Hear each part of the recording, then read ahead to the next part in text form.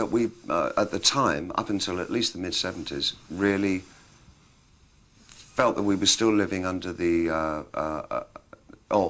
in the guise of a single and absolute created society where there were known truths and known lies, and there was no kind of duplicity or pluralism about the things that we believed in. That started to break down rapidly in the 70s, and the idea of a duality in the way that we live. There are always 2, 3, 4, 5 sides to every question. That the singularity disappeared, and that, I believe, has produced such a medium as the internet, which absolutely establishes and shows us that we are living in total fragmentation. You don't think that some of the claims being made for it are hugely exaggerated? I mean, when the telephone was invented, people made amazing claims. I know the NDCs, president, for example. The president at the time when it was first invented, he was outrageous. He said he foresaw the day in the future when every town in America would have a telephone. Now how dare he claim like that? Absolute bullshit.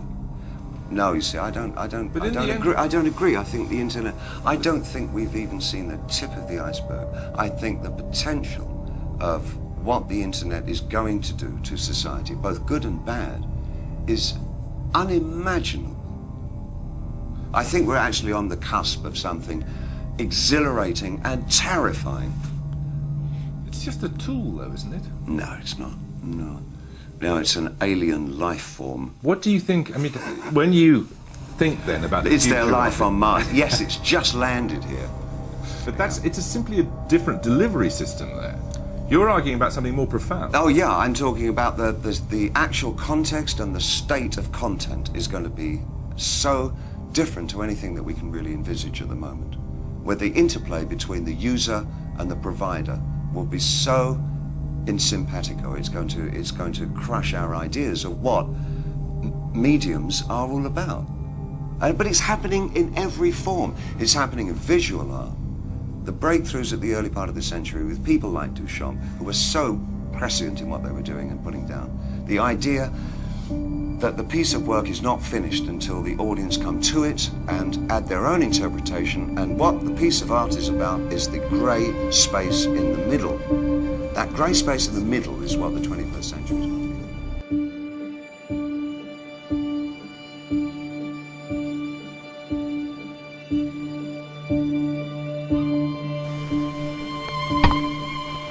I come from a 19th century country, Canada, and this gives me a great advantage in looking at the 20th century. The 20th century is the age of electric technology.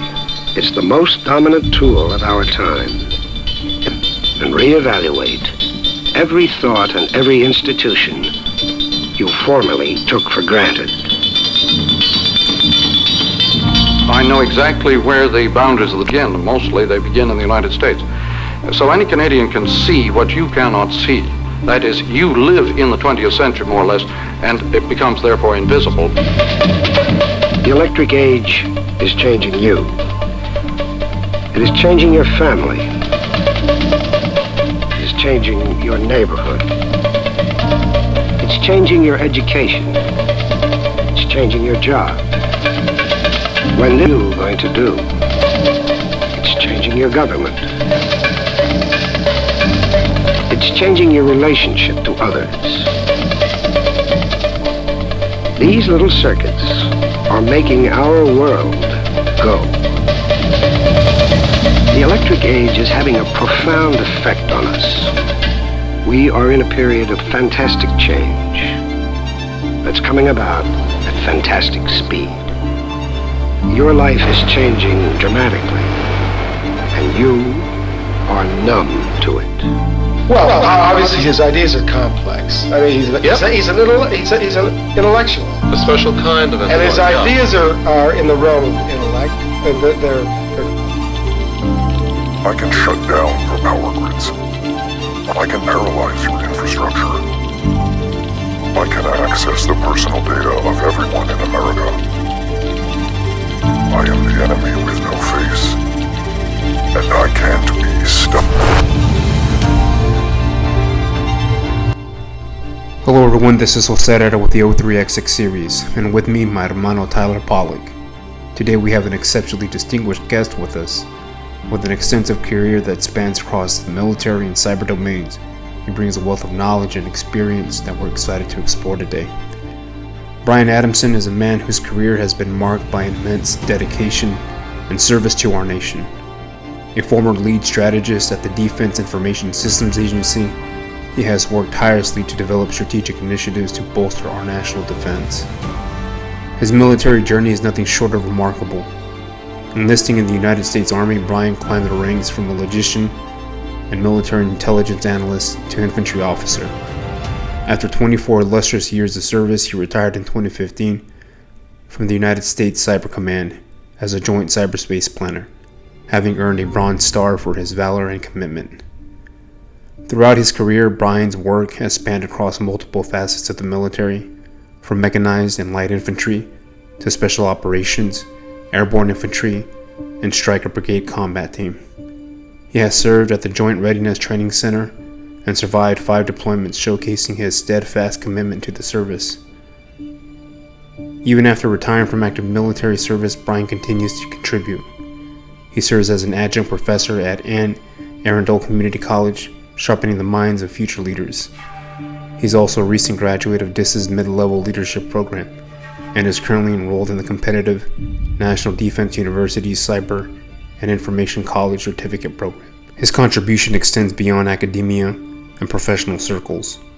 Brian served as the president of the Buffalo Soldier chapter of ROCKS Inc. in Fort Leavenworth, Kansas, and as an active member of several esteemed organizations, including Blacks in Government, the Military Officers Association of America, the Armed Forces Communications and Electronics Association, and the Military Cyber Professionals Association. Adding to this list of accomplishment, Brian holds a vital role as the secretary of the Cape Fear Veterans Resilience Project. This organization is dedicated to facilitating and integrating efforts of various organizations to increase community outreach and awareness and optimize veteran access to timely, impactful services. Their mission is to reduce veteran suicide in the Cape Fear region and help veterans of all eras and their caregivers in achieving and sustaining life-enhancing wellness and resilience. Off-duty, Brian is a proud father and grandfather, a testament to his role as a family man, his unwavering commitment to his country, to his fellow veterans, and to his community is nothing short of inspiring. Please join me in extending a warm welcome to Brian Adamson. But and I am writing a book. I'm not for promotional purposes, but because I often say, "Oh man, I want to write the book, blah blah," and I never, people never get to it. It's like I want to go to Japan, but I haven't put it on the calendar, and it's on the calendar. So gotcha. all my trusted agents and buddies out there that I've let read it, maybe 5 people. That's about it. And they were all like, "Man, you need to write that thing." So it's a process. Yeah.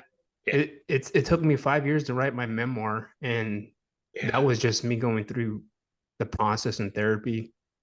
And then now I've been working on another book for years, and just everything, this environment, the security operational environment, geopolitics, everything is changing so fast that it's almost difficult to even solidify something. And I got some ideas in terms of how I want to go about it, and it's just a process. I was gonna say, man, I could never grow a mustache out. My Mexicanness can only grow a goatee out, and I don't know what's up with that.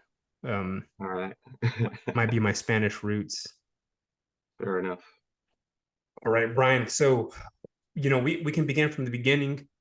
You served what, 25 years, 30 years? 24 years, and I did 3 years with DISA.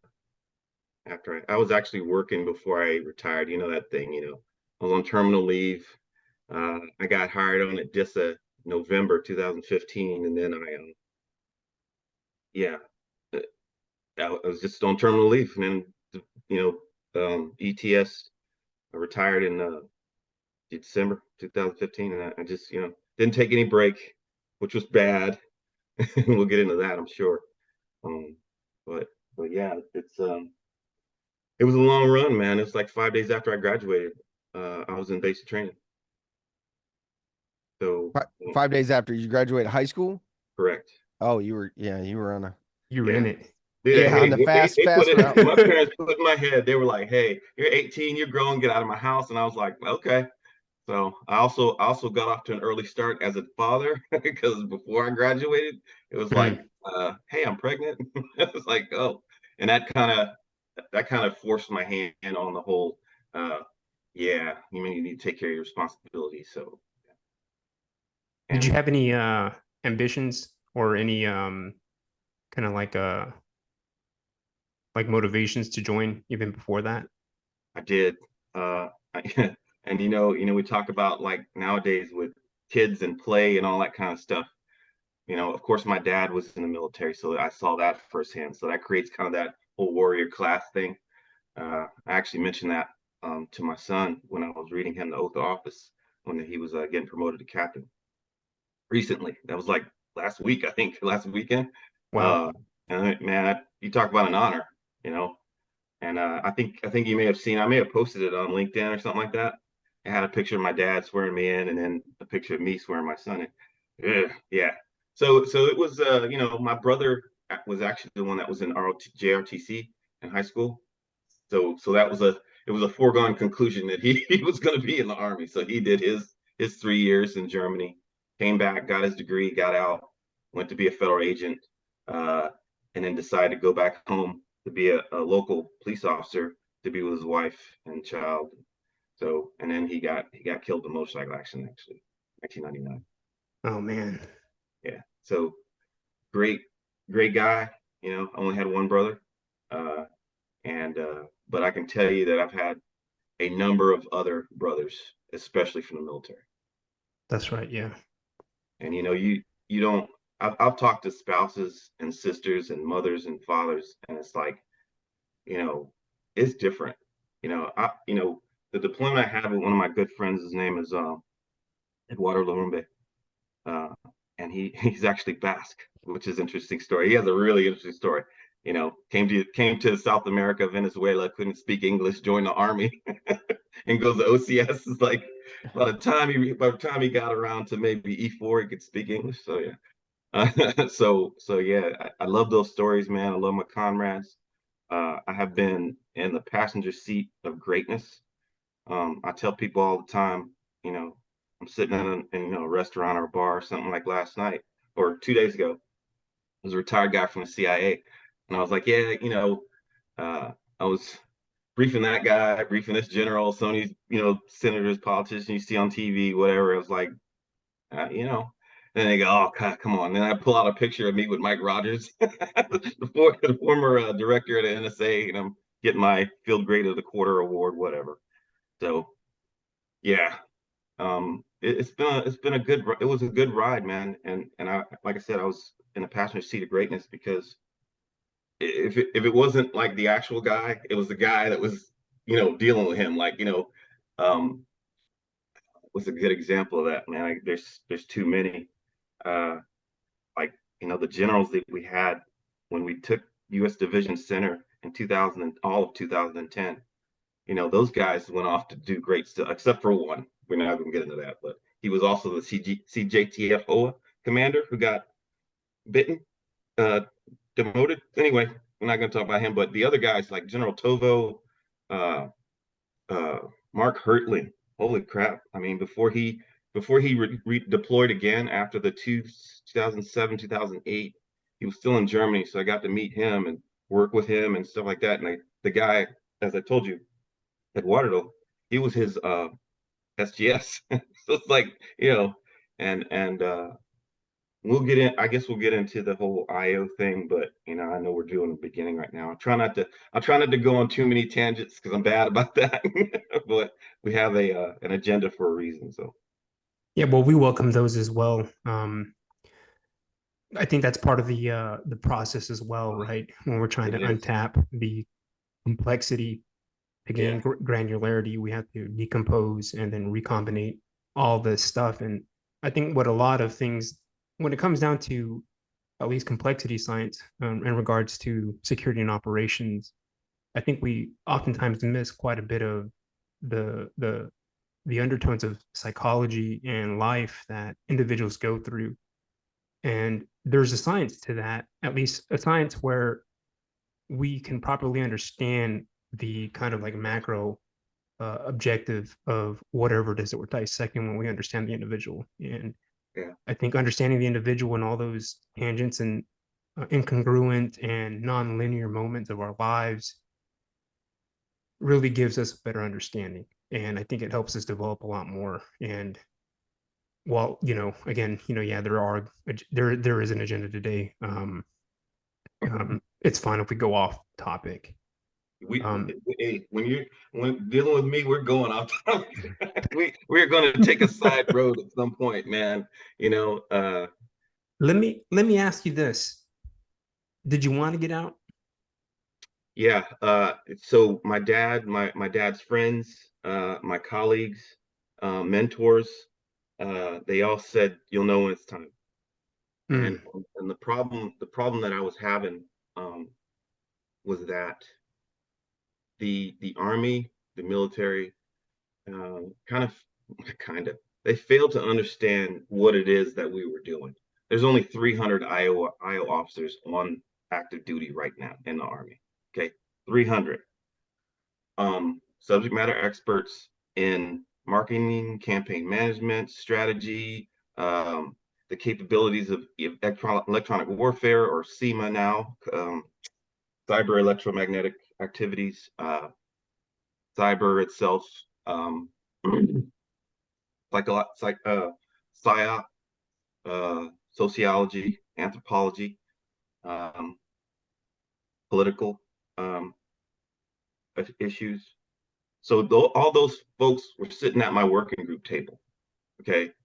And so when we did something, we approached it from all those angles. And I'll back up a little bit to when I was at CyberCom and knowing that it was time for me to go, because they were throwing this, hey man, switch to 17, which is cyber in the Army. And you become an FA-30, they call it a functional area designation. So I'm still wearing my signal flags, but I've become something else. And prior to that, infantry rifles. So we'll get there, but I knew it was time to go because they kept changing doctrine, rewriting doctrine, and every time I went in to meet a commander, it was like, so what do you do again? Oh shit! I've actually had dudes, like my buddy Sean Heidgerken, great guy, and he came into 82nd, 1st Brigade 82nd, going, yeah, I'm your new IO guy. He's like, oh man, we've been waiting for you. And he just got this big grin on his face because it's like, they know who I am. And he gets in with his commander and he says, oh man, we got all these investigations going on. I'm so glad you're here. He thought he was the investigating officer. They handled all these 15-6s. I was like, so, all right. Yeah. I don't know, in the Marines, y'all call it 15-6 investigation? I don't know the nomenclature for that. NCIS is what is typically what it's called. What is that? What's the CIS? NCIS, because it's like the Navy investigates everything, like any type of misconduct. So, yeah, I don't know. I've never heard 15. So let's just say for infractions, like say somebody commits adultery. Right. Yeah, that'd be NCIS in the Marine Corps. Really? Yeah. It's not an investigating officer to that, and that's it.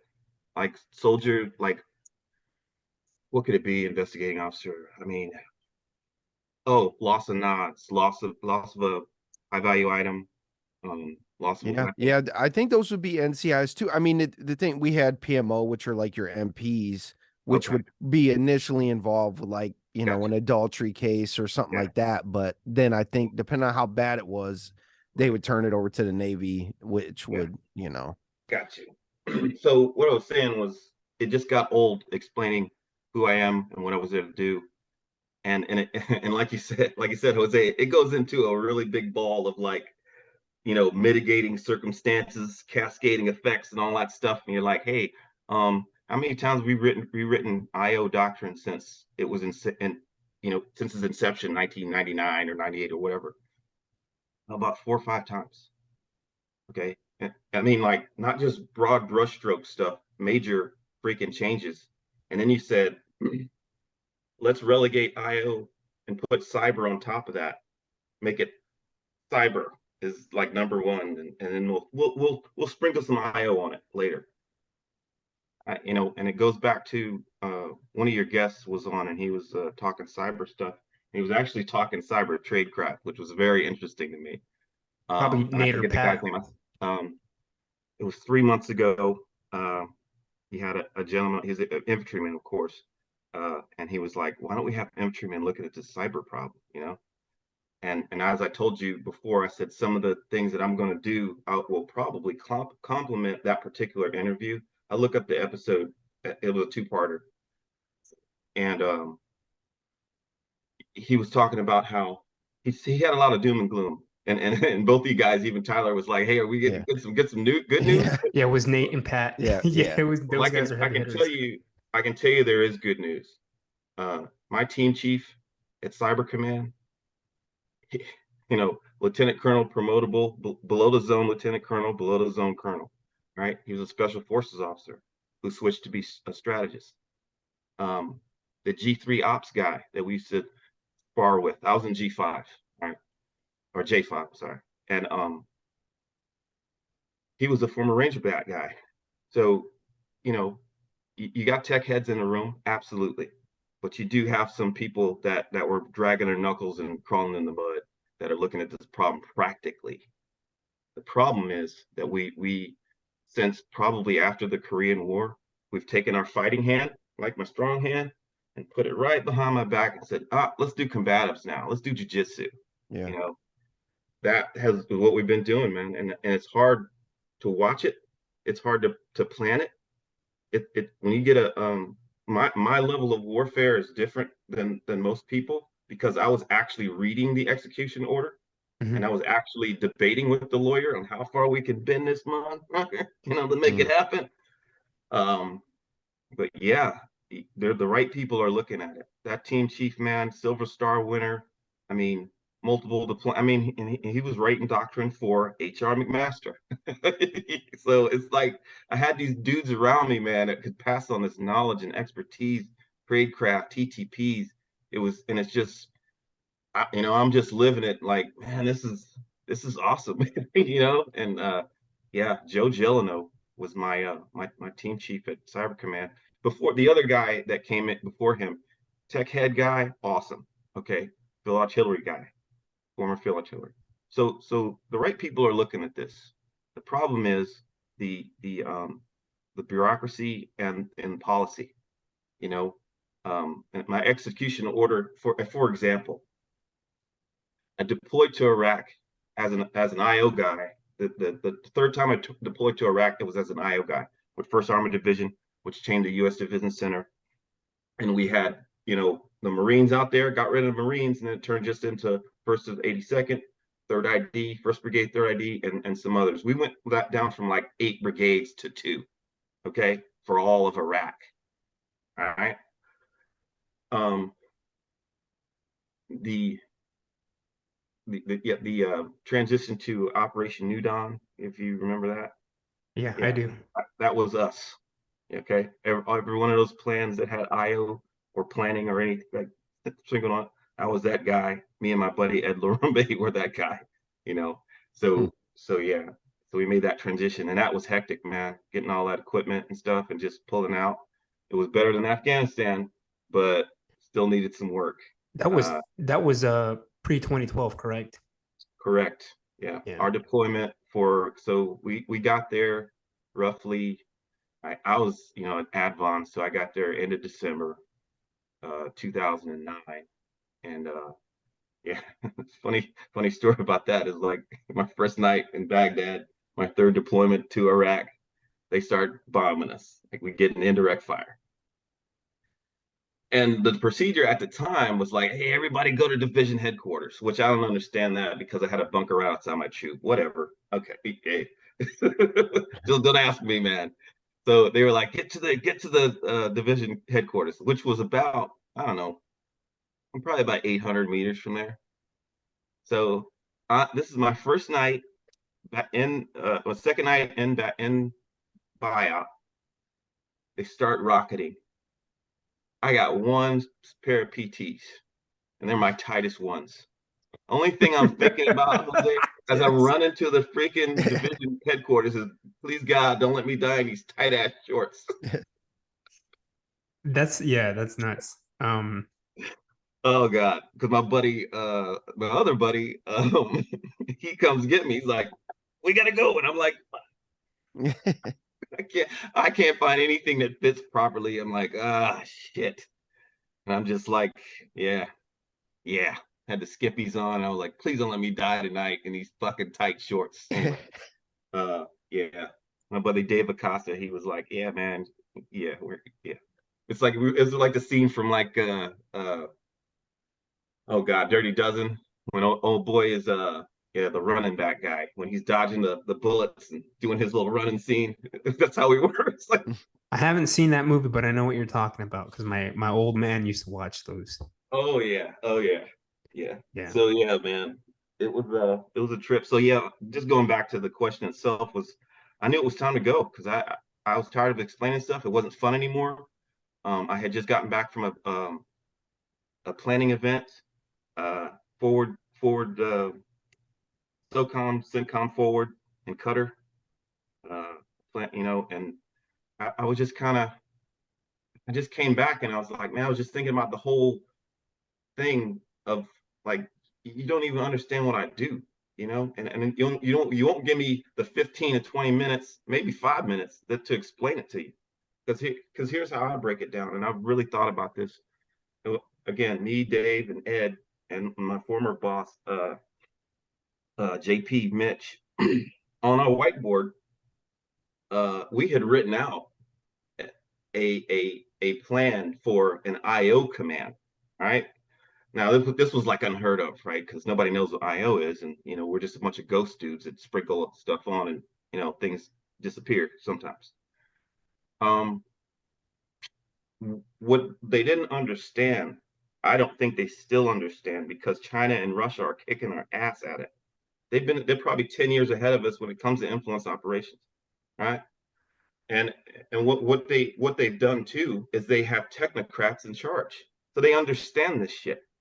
Not like what I was going to be doing at the National Defense University in the Chief Information Officer, the CIO program, is advising these guys, our politicians and the decision makers, on cyber infrastructure.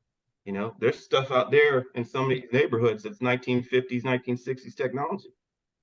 Yeah. And I don't know if people have noticed that some of these new neighborhoods don't have any power lines in them.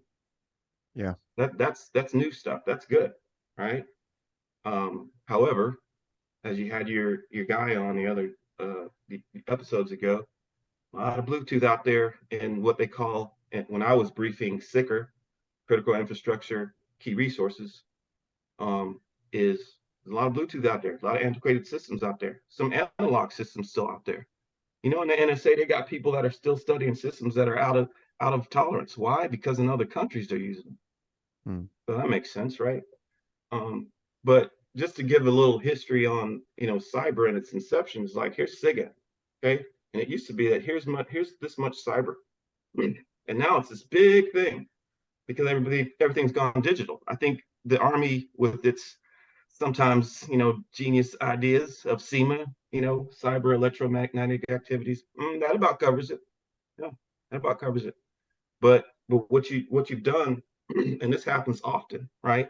Please excuse me. If you've ever studied marketing and like production of an item, like what it takes to make it and who needs to be in the room. Okay, so you got your engineer, and you got your your management people, you got your whatever it is, tech bubba.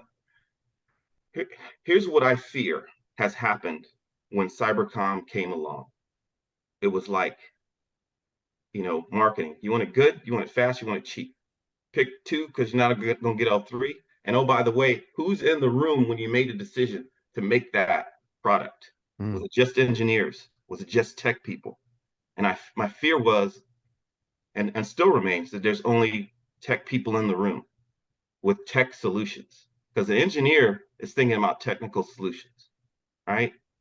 He doesn't take into that the human domain and blah, blah, blah, blah, blah, because, we've done some, stay behind operations. Okay. I drop a little thing over here, dead drop, whatever it is.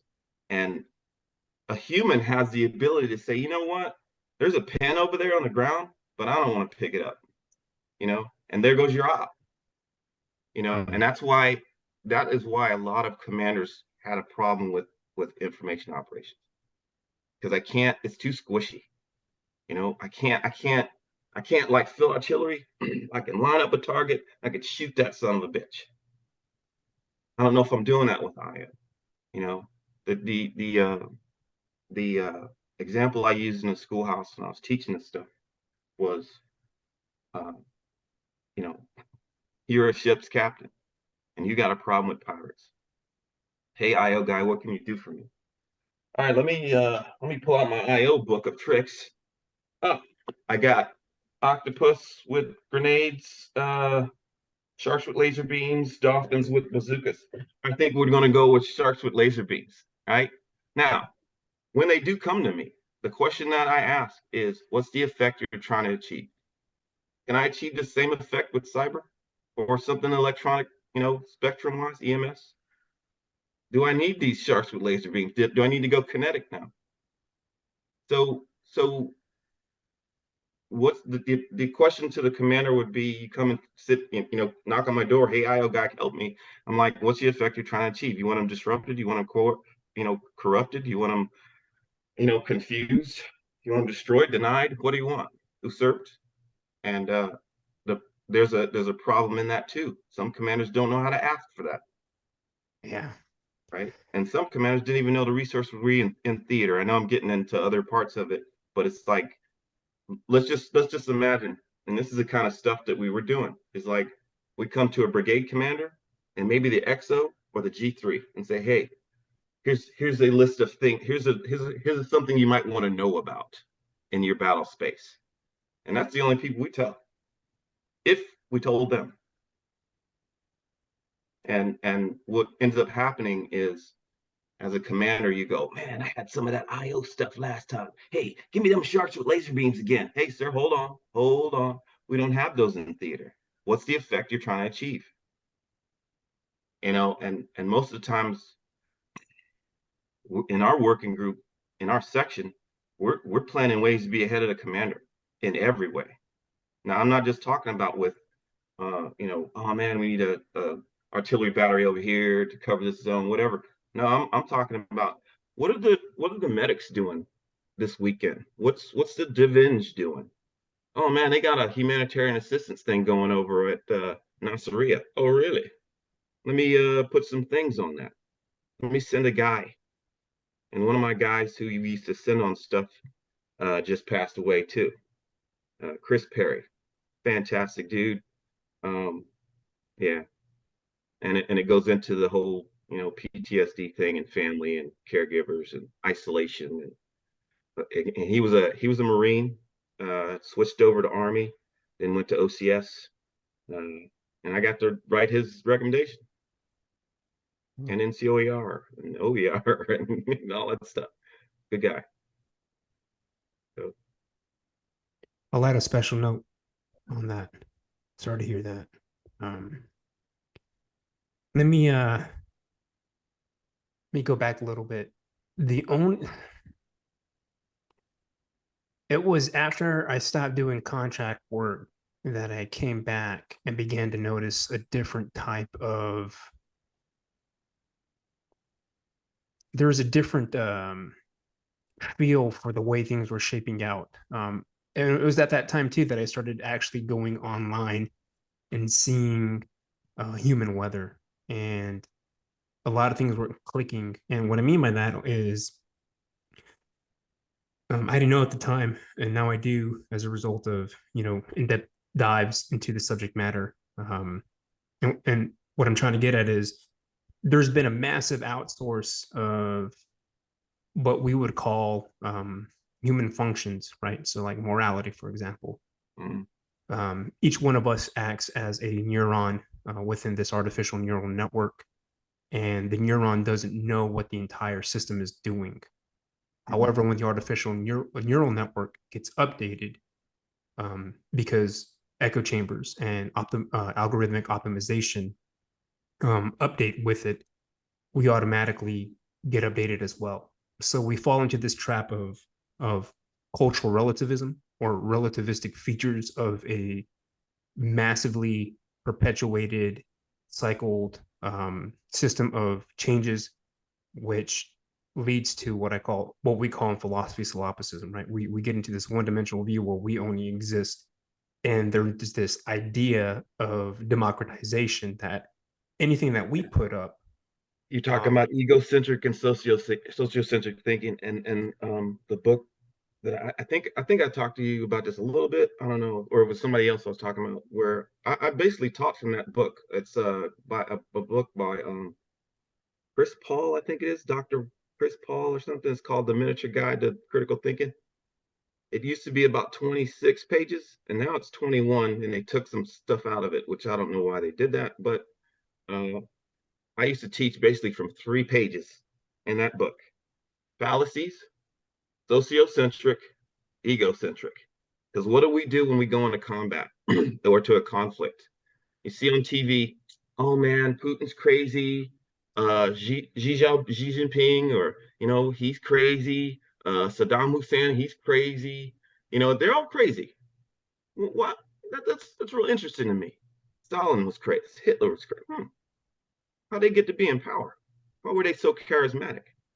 Because somewhere along the way, they had to have a plan, right? And I don't know. So we demonize the opposition, and we go, yeah, they're not smart. I had to tell a lot of commanders, these jokers ain't stupid, sir. They're not stupid. Yeah. They're doing cyber operations, man. The dudes that we're training in foreign countries on FID missions, they're coming back. Those foreign officers and foreign countries are going, hey, man, where's the cyber? Where's the cybersecurity? So, we can teach people to put rounds down range all the time. And by the way, we can train a lot of our future enemies. Ooh. Yeah. Yeah. That's a rough one right there. When you really start talking to people, I said, one of the things is like Saddam Hussein was crazy. Was he really? Because he has the key to Detroit, to the city of Detroit. Oh yeah. So I'm with you, dude. I'm with you. The evolution of things, and then the warfighter and how they're going to handle that evolution of the world and face to face, because it's a different story than what you see on CNN and whatever, than what the warfighter, the 0311, the 11 Bravo, the 18 series, whatever it is, cab guy, on the ground. And he's like, I really don't want to leave you and your family in this hostile environment. And we'll get into Solder City 2004 eventually, but that's what happened. Was like my squadron commander's translator got killed because we left, and the next unit didn't properly secure certain areas for them. So all that year that this dude was looking out for my commander, we just hung him out to dry, man. And that leaves a bad taste in your mouth about what we're doing in this world. Yeah. I've heard you guys talk about it. I trained up. And yeah, it's rough. It is. What I was going to say is there in 2007, in between 2007 2008, Major Prosser wrote a document talking about mimetic warfare, or at least meme warfare centers being outlined and distributed across Marine Corps forces. Of course, it was never implemented because it's very difficult to master a craft like that, especially whenever we don't have a proper understanding of the cultural we don't have the cultural awareness piece or the cultural sense making piece. Right. So I can't read Russian, I can't read Mandarin. Yeah. The amount of time it took for us to learn Arabi and Farsi and Darwi to understand those narratives, and then oh my goodness, the pipeline, everything was about the kinetics aspect. Very little influence was emphasized. And now that I know narrative centric operations, everything is influence. from us flipping off or throwing bottled waters or whatever the fuck we're doing. Everything is influence. And we didn't, maybe some of the more violent kinetic aspects of it would have been mitigated had we known that. Maybe not. It's very difficult, especially, if you come in my neighborhood and you're all tacked up, I'm going to ask questions. And if I don't like what I hear, Right. then, well, all right. So Jose, what you just described, okay, is United States coming in, dropping troops and equipment on the ground, and don't go on door to door with guns, saying, "Hey, we're here to help." When we have a history of being colonized in their view, right? In their view, colonizers, killers, remote killers, like bombs just drop from the sky, and my cousins get killed. Cowboys, whatever the reputation is of the United States, you see it firsthand. And oh, by the way, you're sitting there going, "Hey, trust us." Yeah, don't look at my gun. Don't worry about that. And that is what an IO officer is up against, right? 82nd, very good at kicking in doors and clearing stuff, blowing shit up, great at it. But now you want us to take a knee and not, cordon and knock? What? Okay. All right. You're asking your pit bull that was trained violently now to sit quietly in the corner and be your lapdog. Doesn't work well. Doesn't work well when you try to transition out of that lifestyle. Dude, let's do that. Yeah. Yeah. Many nights, man. I was watching something the other day. Psychologist was talking about dream interpretation, and he said, he said, if you want to know the best indication of someone's like, if something's like wrong or off or whatever, like bottled up emotion, something like that. Said sometimes you can tell when somebody gets drunk and they turn into a different person. You're like, yeah, they got some things they need to deal with, right? But in your dreams, he says he will describe what emotion you woke up in. Man, the other night I had a dream I was in a knife fight. Okay. The night before that, I had a dream I was on the side of a mountain somewhere back in the army in some suck school, and just like and you wake up and you're like amped up and you're like yeah, and you're like so yeah, it's different. Yeah, very different. And I have some commentary and probable solutions of how we might go about that. The issue, I think, in the grand scheme of things, especially as we near some of these like timeline indicators like 2030, 2045, especially 2027. And I say 2027 because everything that I've read so far and all the strategists that I've come across, the CCP is going to be at its most comparable power to the United States by 2027. And Xi Jinping is not getting any younger. And so that is like the optimal time frame for them to make some massive moves across the domains in order to instantiate attack, or at least envelop Taiwan once again. And so I fear in part because we've experienced combat.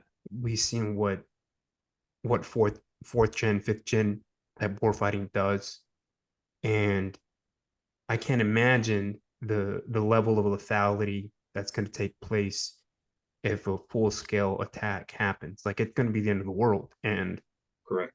Say one side does win. Can you imagine the shock? Yeah, nobody wins. Right. Nobody. So here's the other thing that I think about, and like you guys, I take some of these issues to bed with me sometimes. I try not to. I've learned to limit my news intake because, again, as that former lifestyle, had to be on the pulse of the world, wherever we were going, and the history of, and the culture of. And you said something very significant and reminded me of my friend Ed, who speaks 7 languages, and he goes, the baggage of culture comes with language. I'm like, it was pretty heavy because hell, I grew up in Germany, and like I know German culture better than some Germans that were like, yeah, my dad's German, but we moved and da da da da. I was like, dude, I've been to Germany 4 times for at least 2 years each time, or 2 or more years each time, right? So yeah, kind of understand Germans, and speak a little bit and kind of know the baggage, right? So if we went to conflict, I would be like, oh yeah, you need to push on that nerve right there. Yeah. And that's the kind of stuff that we study. We want to, what's that magic button, man, that I can push and make this society gain traction for us, get away from that thing, support us, whatever it is, So, I'm not on this podcast. I probably will not get into that whole the food fights between the psychological operations uh, folks and us, because PSYOP wanted to take over, or now MISO, Military Information Support Operations, wanted to take over IO. Special Operations wanted to take over IO. Field Artillery wanted to take over IO. What? Yes, because of the targeting cycle, right? And those guys understand targeting. So if I get, it's kind of like that whole, what was the movie with Bruce Willis? Armageddon. Do you train the diggers to be astronauts, or you train the astronauts to be diggers? Okay, so yeah, and that kind of everything you're saying is kind of made like I just sit here and shake my head because I'm connecting dots on like things that have happened, and to me it's like what comes first, right? The mission or the intel? Yeah. Does the end state come first, or are you gathering information to move the ball forward before, or someone just making a decision, hey, I want this done? Yeah. Now we collect, now we, because Afghanistan in 09, we're moving inches, we're not moving yards. Yeah. Football fields, and it's like everything, as us, me, Jose, guys out there working in the field are like coming back, debriefing. We're getting nowhere with these people, right? All we're doing is finding bombs, digging them up. This plan is not working. You're telling us that we're on the precipice of full on pumping this country full of hitters or drawing back. And it's like, after 7-month cycle, 6-month cycle, we're like, dude, we got really nowhere. We did some damage, and then now we're just open the floodgates and let the boys do work. It's like, dude, how are you? Everything we told you, told the commanders about what's happening out here, you're not out here with us. So I know you got, your guys sneaking in and out and influencing certain things, but grand scheme of things, this is a not a good plan. But so, it seems like that didn't matter. Right. And it is very frustrating. It's also very frustrating when you're in inform and influence activities, and you have your strategic level communication, was it operational and then tactical? But at the strategic level, man, especially some of our politicians that get on TV and say this shit that we got to deal with at this level. Yeah. Dude, it's a freaking hornet's nest down here because you said X, Y, and Z. Well, your president said we're in a shithole country. Yeah. Let's have a riot, Yeah. I mean, geez, and this goes as far back for me to my first deployment, which was to Cuba for migrants. Wow. And this was 1995, and I'm like, okay, and we're taking all the we're taking anything, all the rocks softball size and smaller out of the camp so that the CBs can come in, build the hooches, and we can now have these migrants in here. I worked in an all-male migrant camp, and the shit that I saw in there is in the book. But we did have a whole hooch full of Hishis, and that was fun, right? Because then you see all these other dudes that aren't going there at 2 o'clock in the morning and then saying, "Hey, I'm not gay," which is kind of interesting to me. But. This is But 95. So you're there and you're watching like Clinton or whoever on TV, and you hear these dudes saying the shit that Clinton's saying. Yeah. I'm like, okay, dude, you can't make this shit up. No. And you know, because you know as well as I do, it's a darker thing, like in Afghanistan, because some of those dudes that were helping us out, you know, he's a pedophile. Yeah. Oh, You my freaking goodness. know. They would tell you. A lot of them would tell you. You're like, Yeah. dude. Women are for babies. Yeah. That guy over there, he's for the fun. All right. Right. That little boy with the red hair, his hair's dyed red. Yeah. We freaky and stuff. Like, you're like, dude, don't tell me this because I'm about to get charged. Yeah. Yeah. Yeah. And then it's like, yeah, we'll give you $50,000 to repair your school, or we'll my guys will come out and be covered by your guys, and we'll go out. Shoot, let me tell you about my first deployment to Iraq. And I know we're skipping around. I'm sorry. I told you. Well, let me ask you this, Brian. You've seen the evolution across two wars and a bunch of other smaller wars. I wouldn't even consider Iraq or Afghanistan a war. It's more armed conflicts. The last war we had was 80 years ago, World War II. Mm-hmm. And I think there's an undertone question that I want to ask, and that is what, and maybe it goes back to what you said, the level of bureaucracy and policy makers and making that entail this question is, how is it that we in the battle space accomplish the mission, meaning that we kicked their asses? Yes, they got some too, but we failed in the overall strategic goal. Strategic losses and tactical wins. Yeah, I mean that it's tough, man. It's frustrating. It's very frustrating. And to your question, what was your actual direct question tonight again? My actual question is what were the signs? I mean, I can't, I was only in 8th grade whenever 9/11 happened, and I was in McDonald's when I saw the invasion take place in Iraq, and I didn't even know Afghanistan had kicked off in 2001. So understanding the human psychology of Americans at that time was very much patriotic.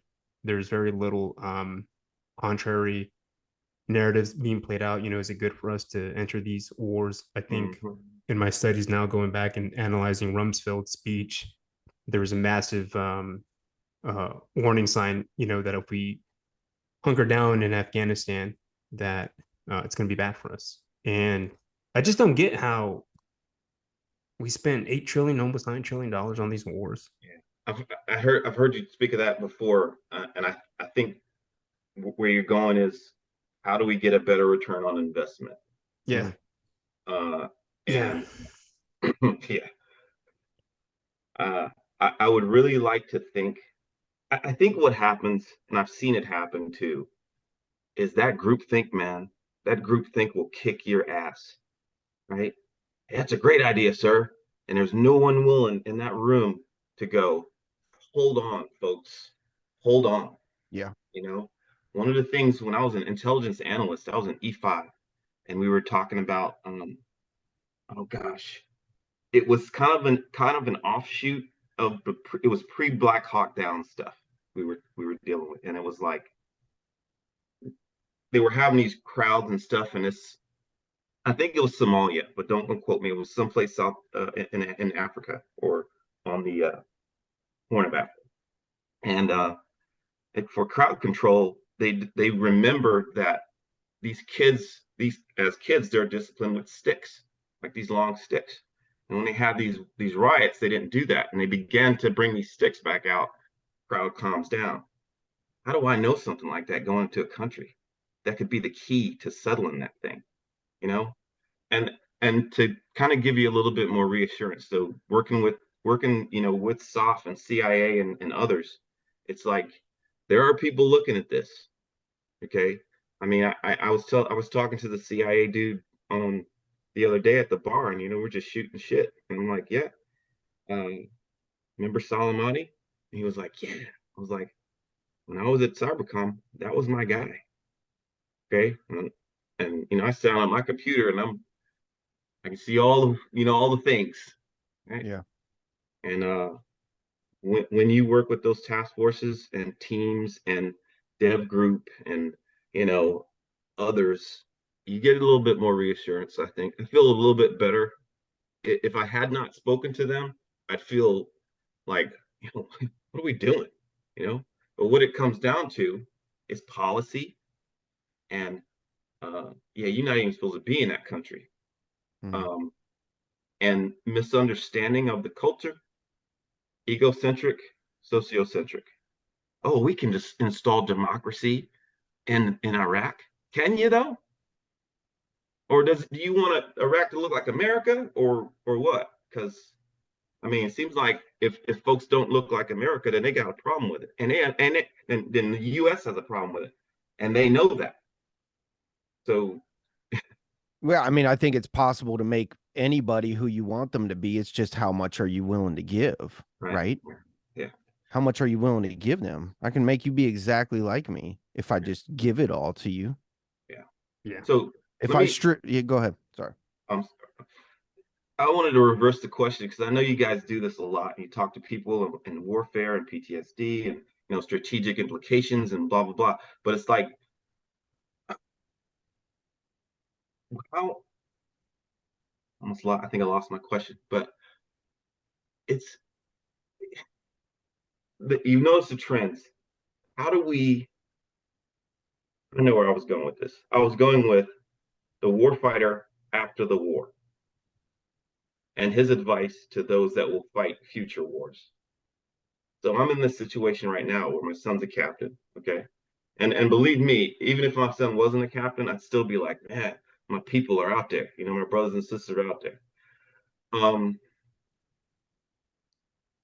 Where I've come to in my with all my training and all that stuff, is we're better without war, right? It's an easy one. But how do we get there? And I just don't think, it comes down to as simple as one man's freedom fighter is another man's terrorist. Mm-hmm. I don't think we have examined that close enough. And again, egocentric, sociocentric. How do you view me? How I want to be seen, how I'm seen, and how you actually see me, right? And that was in a marketing book. Yeah. So we have the answers. There's limiting factors, of course, right? That's in your plan. But we've also had historical evidence on how to handle these problems, and we have not. Henry Kissinger writes a book called On China. There is the algebraic formula equation on how to handle China in that book. Yeah, I was just talking about this, yesterday with my brother. It's like everywhere I'm off the news, most of the mainstream stuff too, but it's like I'm already feeling that they're priming everybody for war with China. Like you can find it everywhere. And I'm just sitting here saying, why? No, we don't need to do this. This is bad for everyone, but it's like everywhere you go, and they're sowing. And I'm not a fan of China, CCP, anything, Jose and a lot of other guys have opened my eyes a little bit more on that, but it's like, this is so unnecessary, but it seems inevitable. Like that's what they want. And you're like, and I think to backpedal a little bit and, I really think it's important to understand, how you look at the people around you. Right? Your peer groups, your team groups, anything you're in, are they your competition? You're down at the fire team level. Are the people in your fire team your team members? Do you have one common goal, or are they your competition? Are you trying to exceed, over them? Are you willing to step on them to elevate yourself? And that's just, we're talking about military groups. That's everything. That's civilian groups. Are you looking at your coworkers like they're your team, or are they your competition? Because the big problem, I think, with a lot of people, and I know on this platform, the reach can go as far as it can go. But it's like, one thing I've thought about lately is who we're taking advice from, right? And I've kind of developed a personal plan to no longer take advice from people I don't personally know, right? Because you can look online, you can look on social media. There's a lot of motivating figures with great track records as far as they broadcast them, and it's like, but is your advice, is your influence, is that a business to you? Is your bottom goal making money off of somebody? Because I don't think that's genuine advice. Sure, it's not a problem to look up to any figure, right? Celebrities, whoever you want, but if the bottom, if their advice, if the bottom line is is this a profitable business for them? Is this their livelihood? Then how far should we take this? How far should I invest myself into buying into the shit you're telling me? Right. Um, I think we've all been through enough to probably realize that the real answers are in the mirror. Yeah. Oh, absolutely. They're in the mirror. They're not looking. Yeah. This is a large Gordian knot, right? So, and because it's all connected, and we see the problem, but we don't want to start unraveling this thing because that's the way we've always done it, right? It's like, it comes down to me. It's a working group, right? In my working group, I don't want to hear this is the way we've always done it. Get out of my meeting and send me somebody who wants to innovate, and improve and sees how this machine works. That's my whole deal as an IO guy. Figure out how the system works and where to break it. As a strategist, same deal, how to improve it or whatever, or what to eliminate. Yeah, and that's why you take it to bed. That's the burden of a problem solver, a natural problem solver, not, somebody that's trained to look at something a certain way. You're doing it yourself.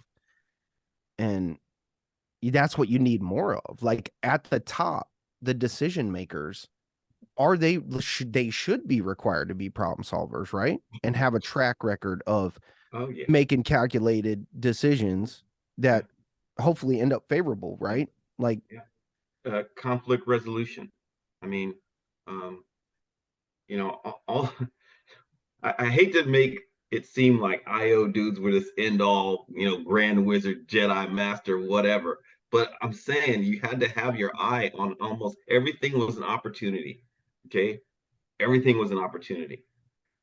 And to make you look good, to make you look bad, whatever it is, make the bad guys look bad.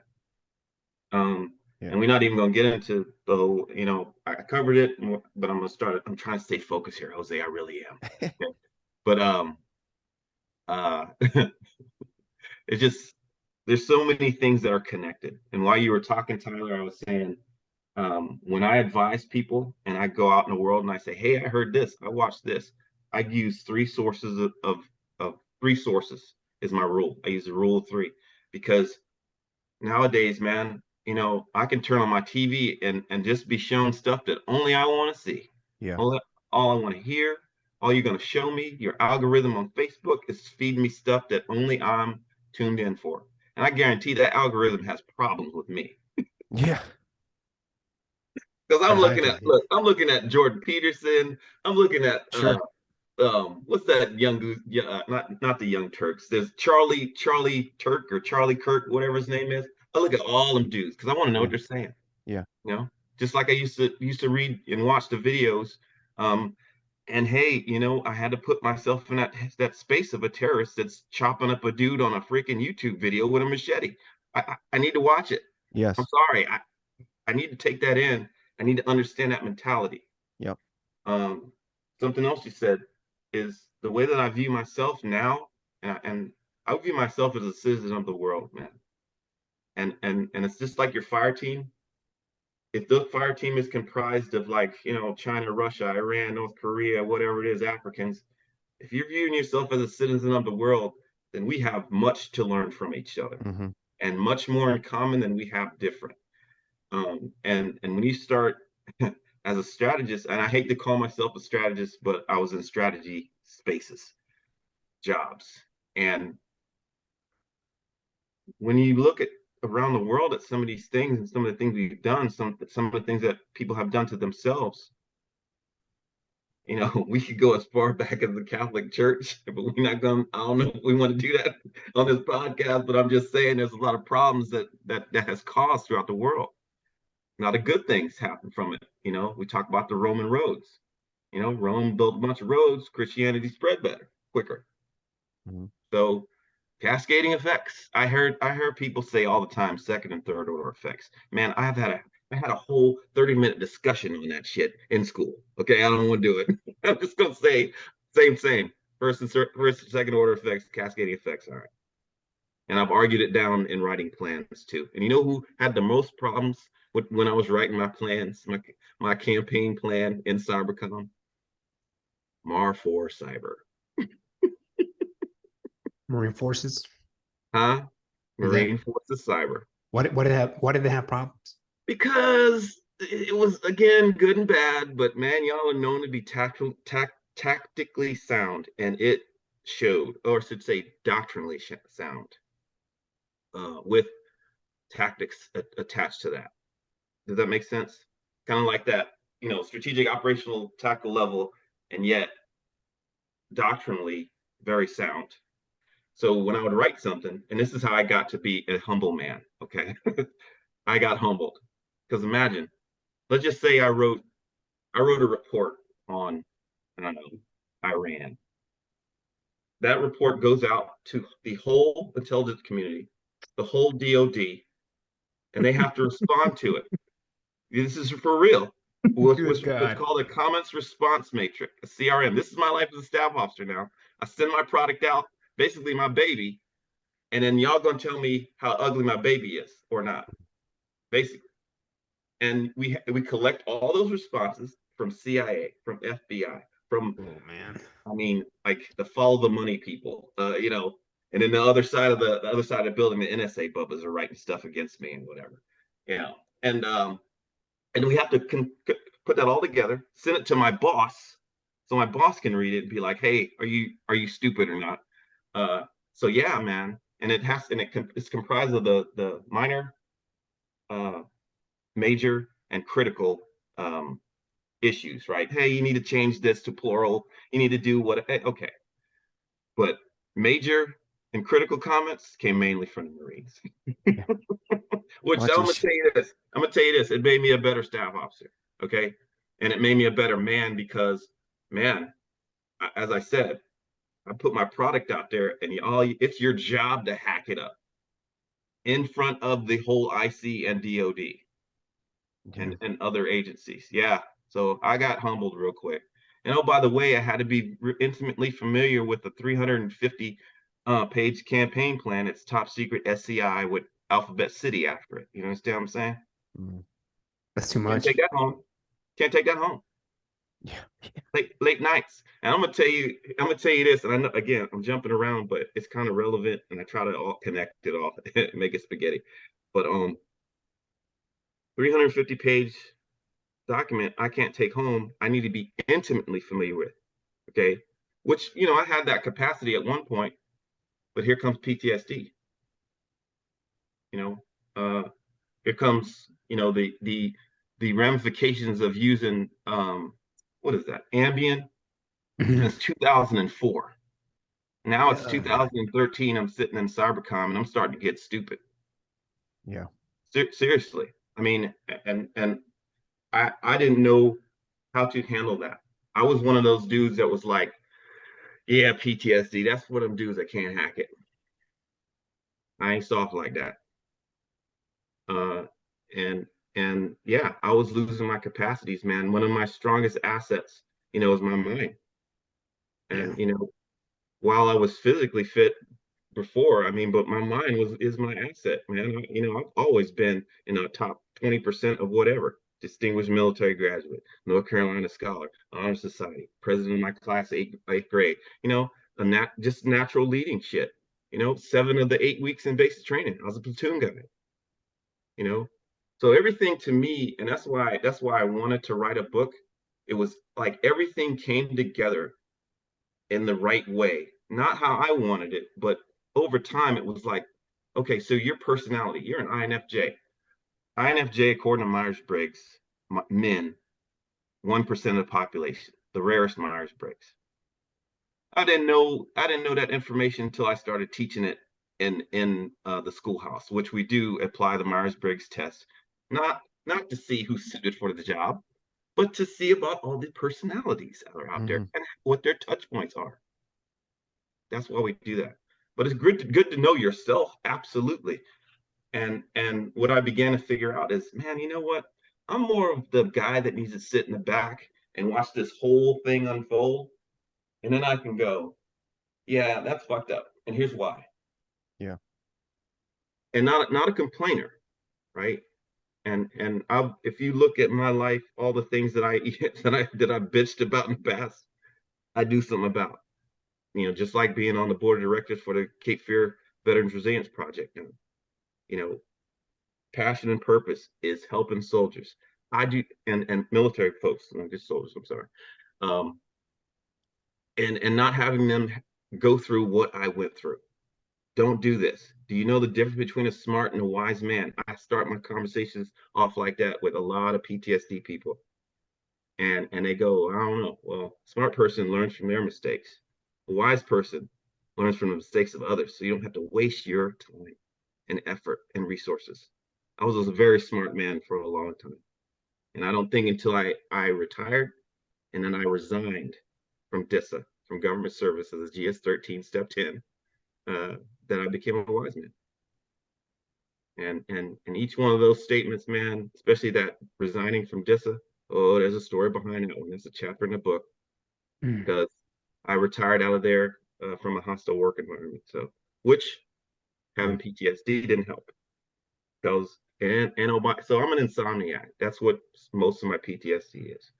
Take medication for that, and then the Lexapro out there for the SSRI. You're probably better off with that acronym. You know, they start to lose me after a while and go, hey, SSRI does this, this, this, this, and this. I describe it as this. When I'm reading this 350-page top secret plan that I have to be familiar with, while I'm trying to sleep, be intimate, get up in the morning, do PT while I'm running, while I'm riding my bike, is I hear about 25 violins being played poorly. Noise. All the time. Anxiety, depression. And when I was given an SSRI for the first time, that I said, you know what? I've been avoiding drugs for years. Let me try. I did that. It took about 30 to 60 days to really kick in the way it's supposed to, because I don't know if you've either experienced this or heard people talk about how, like, you take this and you're more likely to commit suicide. You're a little more likely to gain weight, that stuff. Yeah. So I went through that. I had a friend of mine, we did a men's trip, all military dudes, all Army dudes, but they're, close group of friends go out, take a men's trip. During that trip, my best friend, he goes, man, you hit me too hard. You were doing this. I don't remember that. On the drive back, which was 6 hours, he said for 3 of those 6 hours, you were kicking my seat and just being an asshole. And I was like, I have no recollection of this. I have no recollection. And I know there were spots in my memory and in my performance while I was at DISA. And it began, before DISA, it began somewhere around my last deployment, 2011, 2012, I had my first panic attack. And I didn't know what was going on. And you're talking about like machismo, put my in 100 push-ups, run my, 2 miles under 12 minutes, and all this kind of stuff. Is like, what is going on? Am I having a heart attack? Yeah. My girlfriend that was stationed in Germany with me had just broken up with me. She was getting stationed in Italy. That's why we weren't stationed together or whatever. And some dude starts calling me. And I mean, my life was just, I just got back from a deployment, starting a new job. I didn't feel like myself. I'm having these weird, things going on. I had a friend of mine stay the night one time, came to wake me up. I got up, got my weapon, and cleared my house. Didn't even think about it. And they were like, never again. I'm so sorry. Yeah. This is real shit. And I think it was either your podcast or another one I was listening to. It's like, man, there's some Black Hawk Down shit going on. Did I just live through that? You know, it's just weird, you know, and you don't know what to do with that. Some of that's the stuff you see. I mean, you know, I'll get into my worst day in Iraq, if you want. When we go there, that's fine. But I can tell you, it wasn't enemy fire. It wasn't an IED. It was when we were my first deployment. We got extended after the whole Sadr City blow up and the other stuff that was going on in Karbala and all that. And we moved from Sadr City. We spent like maybe 3 or 4 days there after all the shit started, and we moved down to Al Qut, to the CPA building, which was being manned by special ops guys, and they were getting like being overrun. All right, on the ride down, hey, anybody with a black suit and a yellow sash, shoot them. That's Mahdi Army. Okay. So inevitably, as a convoy starts to go and you're moving a whole squadron, they're going to start to say, hey, trucks are coming through. And they keep coming through. Oh, shit, let's start shooting at them. So there was that. Yeah, but so all that happened. We get to Al Qut, things quiet down. Now it's time to go home. And there's a myriad of other stories in there. I mean, and you know the deal. So we're rolling from Al Qut to Kuwaiti border, you know, getting down to, what is it, Doha? And like, unlike nowadays, you can just step on an aircraft, you know, put your shit on, you know, we got all these bases all over. But anyway, back then, had to drive your shit back down to the port. We did. On the drive, of course, TC, my driver, we're behind a 5-ton, deuce and a half, 5-ton, towing a howitzer. All right. And you know, you know how this works, where it's like shit goes down and you're like, everything slows down. All right. I heard the truck screech brakes, the howitzer spins around, hits the truck. 3 soldiers were in the back of that truck. 2 of them fly off the highway. 1 of them gets caught between the howitzer and the truck. Instead of having to going home, you know, nice little time, hey, we're going home in Doha, you know, in Kuwait, we're having a freaking funeral service, you know. And on the road, of course I'm the SIGO, so I got the freaking Thuraya and so all the shit, sat phone, you know. And of course, when I get nervous, I talk really fast. Hey, slow down. My skull is like, he's like, Captain, slow down. I'm like, this is what happened. Yeah. So worst day. I think top 3 would be, again, not enemy fire. 2 months in, I'm the new SIGO, because the other SIGO got wounded. I guess it was time to go, and then he got one. I don't know. Something happened where he was cringing and he ported John. Okay. So guess what happens when a new SIGO comes in? I get his stink on me just by wearing the freaking, you know, just by being the SIGO. So, you know, people are like, hey, you gonna do like the previous SIGO, you know, just joking, you know how dudes do.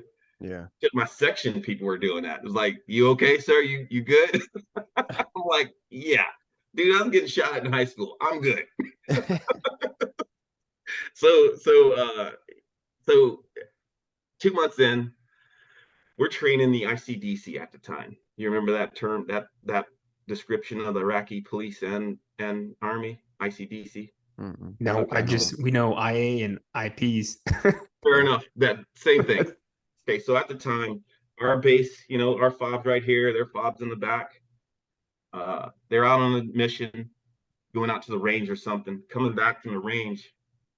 2 trucks on the side of the road, again, you know, personnel carrying.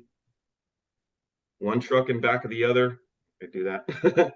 Okay, soldier sitting in the back of this truck right here with the hood up. My soldier is in there trying to figure out what the problem is with this truck that has broken down. What do you know about weapons discipline among the IA and IP? Yeah. Non-existent. Yeah. Yeah. I laugh at the time, but it's not really, I mean, it's not, but okay. Negligent discharge, 2 shots. from an AK-47, one right in the sappy plate right here, one through the ribs, and it came out through his neck. Oh, So 2 months in, I got a soldier that's in the hospital. I'm already undermanned.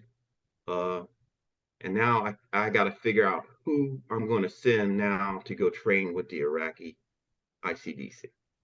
That maybe I could lose.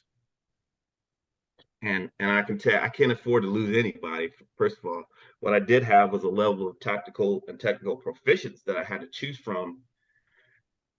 Tough decisions, man. You know, and I talk to people all the time about that are in corporate. It's like, what kind of decisions are you making? You know what I'm saying? All right. And you get paid $100,000 a year. All right, that's great. But you know, which leads me into the whole thing of you don't know what you're getting when you get a veteran, right? And I think people have taken that into a negative connotation, like ticking time bomb type shit. No, I'm talking about you don't understand the diversity, and like just yeah, dude, it's your full-time job. That was my additional duty, and I had 3 other ones. Yeah.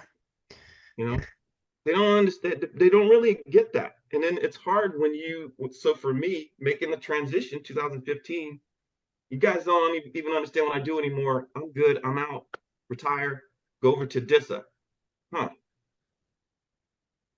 Let me ask you this. How long does like a military dude stay in command? 2, 3 years? 2 years. Yeah. The same thing with 3 and 4-star commands, like a NSA or a DISA or some of the other ones. And his vice or that civilian SES that's there, he's probably been there for 20, 30 years. I have seen firsthand. SES doesn't like the new commander or director. We're slow rolling his shit. right. He won't even know it. Smile on your face. And I'm telling you, I watched it happen.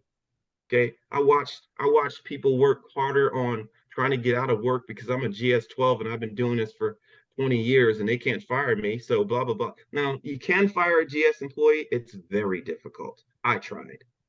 It's very difficult. Okay. Because here's the thing. And we kind of do it in the military, but not as much.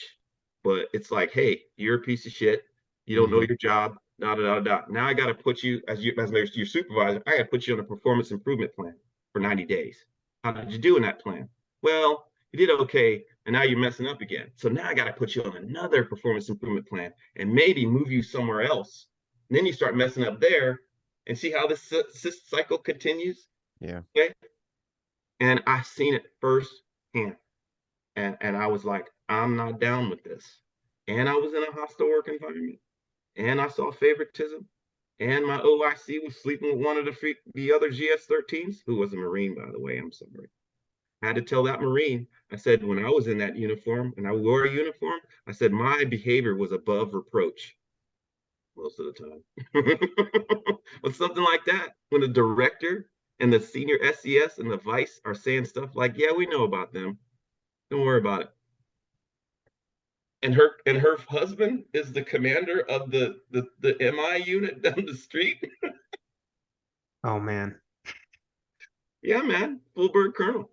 So Yeah. you know, it is what it. Hey, man, and you know, from that experience, because I won that lawsuit. Okay, Mhm. and they I got paperwork that says I won, but whatever.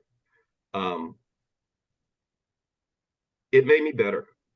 It was soul crushing, but it made me better in terms of appreciating the things that really count.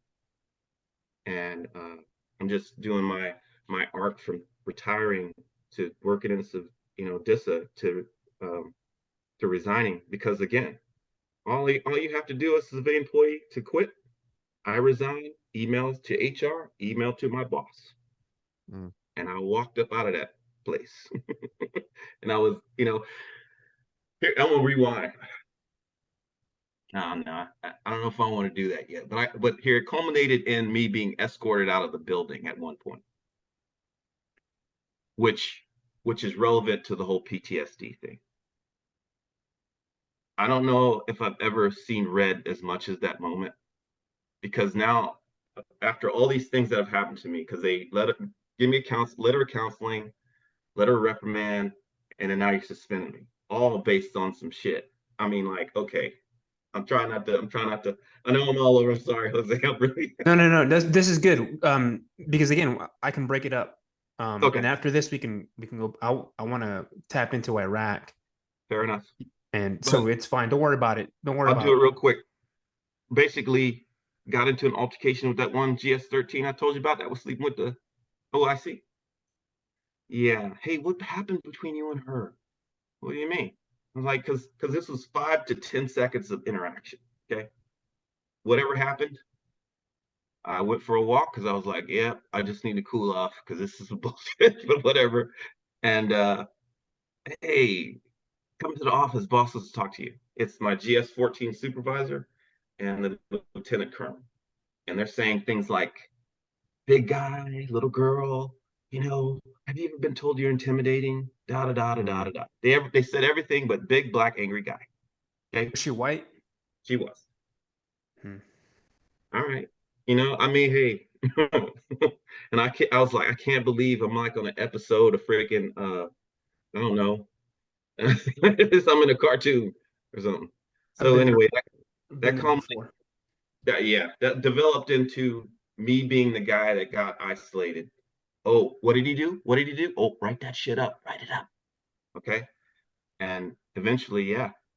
Hey, give us your badge and your laptop, and we're gonna escort you out. I was pissed. I have never been that guy. Okay. I've been to jail once, but whatever. It was just one night. Okay. Um, and I was pissed. I lost my shit. Dude, 3 o'clock in the morning, I was sitting outside of his house with my gun and my katana. Okay. Because katana, when you're using a sword, that's just personal. I was raised a little different. I was raised a little different.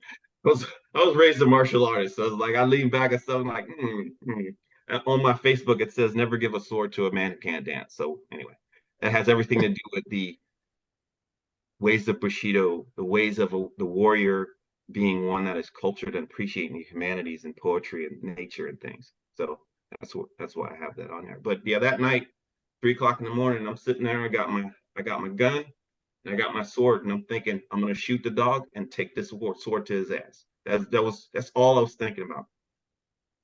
I opened up the door of my car, on my Land Rover at the time, but that's a whole different chapter. Anyway, I opened the door, and this vision of my granddaughter hits my forehead. Okay, like, do you want your granddaughter to tell this story about how you went crazy and killed some damn Marine that fucked with you at work? I went home, and trying to think, what was it? Oh, yeah. And I had another job. I was a contractor for the NSA. I was a station chief. And they had pushed me to the front of the line to get my polygraph elevated. Because I already had, a CI poly. I needed a lifestyle poly. And maybe we'll get into some of that too. And I know we got running short on time, and I'm long-winded. We might, but yeah. So I'm there. They pushed me to the front of the line, and basically, they ask you 6 questions for a lifestyle poly, or maybe 5 now. And one of those questions was like, have you ever done anything, criminal against the law, blah blah blah. I had a full-blown episode at the polygraph. Oh shit. Yeah. I mean, like, told him exactly what I told you. I had cops show up at my house and say, "Are you okay?" Which I'm kind of glad that they did. But dude, when I walked up, I was so fucked up when I walked out of there. I shook his hand. I was like, "Hey, thanks for all this. I'm good to go." Because I just cleared my conscience and had a fucking PTSD meltdown in a freaking polygraph section. Thanks. And I'll be keeping my job. Not. So lost my clearance based on that. And it dude, there was already issues with my clearance that DISA had done, right? Which I found out after the fact. I was like, I might not have gotten a clearance anyway, because they still had a red mark on my clearance form.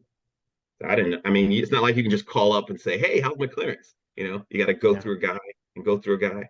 And when you get out as a GS, if you go contractor, they have to move your packet over to the contractor side. He never did that.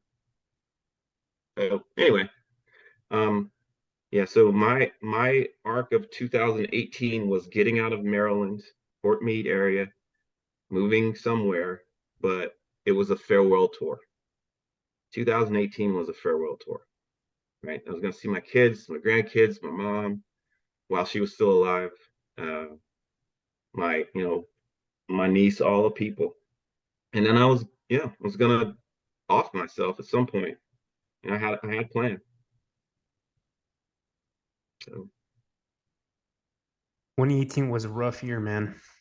I was transitioning out of that mentality, that ops mentality, thinking, I don't know, not that I ever, abstractly didn't want to carry a gun anymore. It was just so difficult to acknowledge, hey, you can't do this fucking forever. right. And I thank God every day now. I'm in a better place. Yeah. To be here, to be part of my family. Sometimes it gets dull. I still get to be itch. One of the reasons why I don't watch as many war movies or Oh yeah, dude. Oh, I'm sorry to interrupt you, but oh my God, I was watching Smoking Aces. Oh, that's a good movie. And that scene snuck up on me, dude, where they're in the elevator and he's like, and I'm like, oh shit. And I just went there with it. And I was like, oh fuck. I had a moment and I was like, whoa, that hadn't happened in a long time. Cause I've been pretty good, the therapy and everything. When I got back into therapy after my mom died last 2 years ago. And it's been a lot better, man. I mean, finding a therapist, that is an intimate search, man. It's almost like finding a boyfriend or a girlfriend. It's like you got to match up. I can't have an attractive, busty female as my therapist. I just can't. That's not gonna work for me. I do better with dude therapists that's probably been in the army or been in combat. Yeah, that animal brain takes over. Yeah, it happens. It happens. It happened to me. I was in Fort Meade, and I went to the behavioral health, and they were like, "Yeah, go see Cindy so and so." And I sit down, and I'm like, I quickly figured out she's a single mom. Oh Lord, blonde. She's right up my alley. Put it that way. And I don't have a type, right? Like I said, I grew up in Germany. I was 2 years old. In Germany, I'm used to seeing. Yeah. I'm used to the majority. Put it that way, as a minority. And it just don't work. It wouldn't work. So I had to try a few out, and of course, inevitably, you're moving. So that's another thing that happens with military people that people don't understand. It's like, why do you stop going to therapy? Because I had a good freaking counselor back in Texas, and now I live in, California. So I got to start over. Ugh. Brian, let me ask if you don't mind sharing. I mean, I know it's sometimes hard to dig deep, I'm but an open book, you're talking about you're talking about your farewell tour, and obviously, we're through that, that season. So what was there did anything happen that like made you change course or like, push through it? Yeah, man, it was you guys. Not you particularly specifically you guys, but it was my brothers and sisters that I was, that I missed the camaraderie. And I also have a spirit of service. So it's like, I don't want you guys to go through this shit. But I also realized too that I need to fix myself first. And I did a lot of work on me, man. I did a lot of work on me. It was like spiritually, physically, I'm still not back physically where I want to be. COVID kicked my ass. Okay. So far as the isolation, and I was up to about 230 pounds. Yeah. And I'm back. Well, I actually hit one of my goals. I'm at 210 right now. And this is the most I've ever weighed in my life, man. I walked around at 185. You know, I did a combatives tournament, found out 2 days before it, and was like, stepped on the scale, 183, no issue. You know, Yeah. and they don't ask me to do that now, but yeah. So what was it? It was a couple different things in different phases, but mostly the therapy.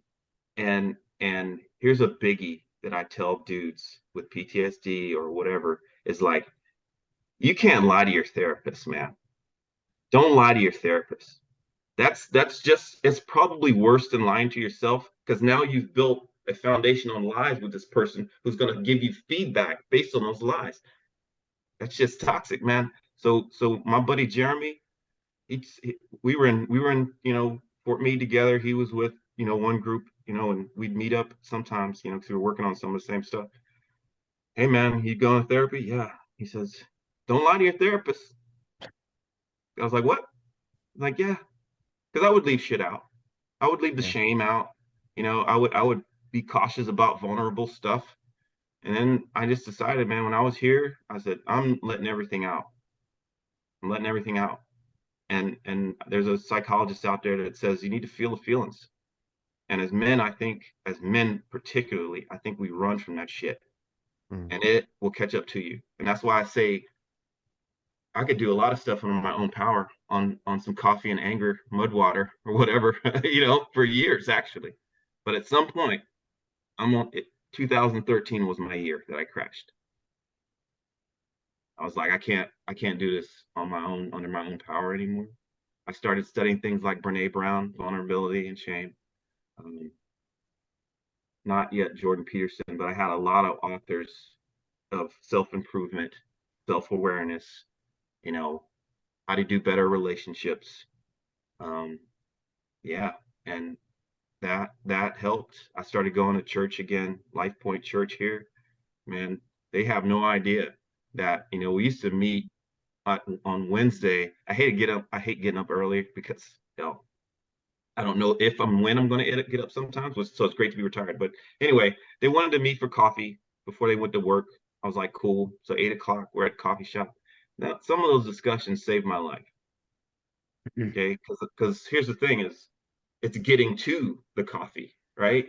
When you're by yourself, it's like, shit, I know I should go and hang out, but I don't feel like it.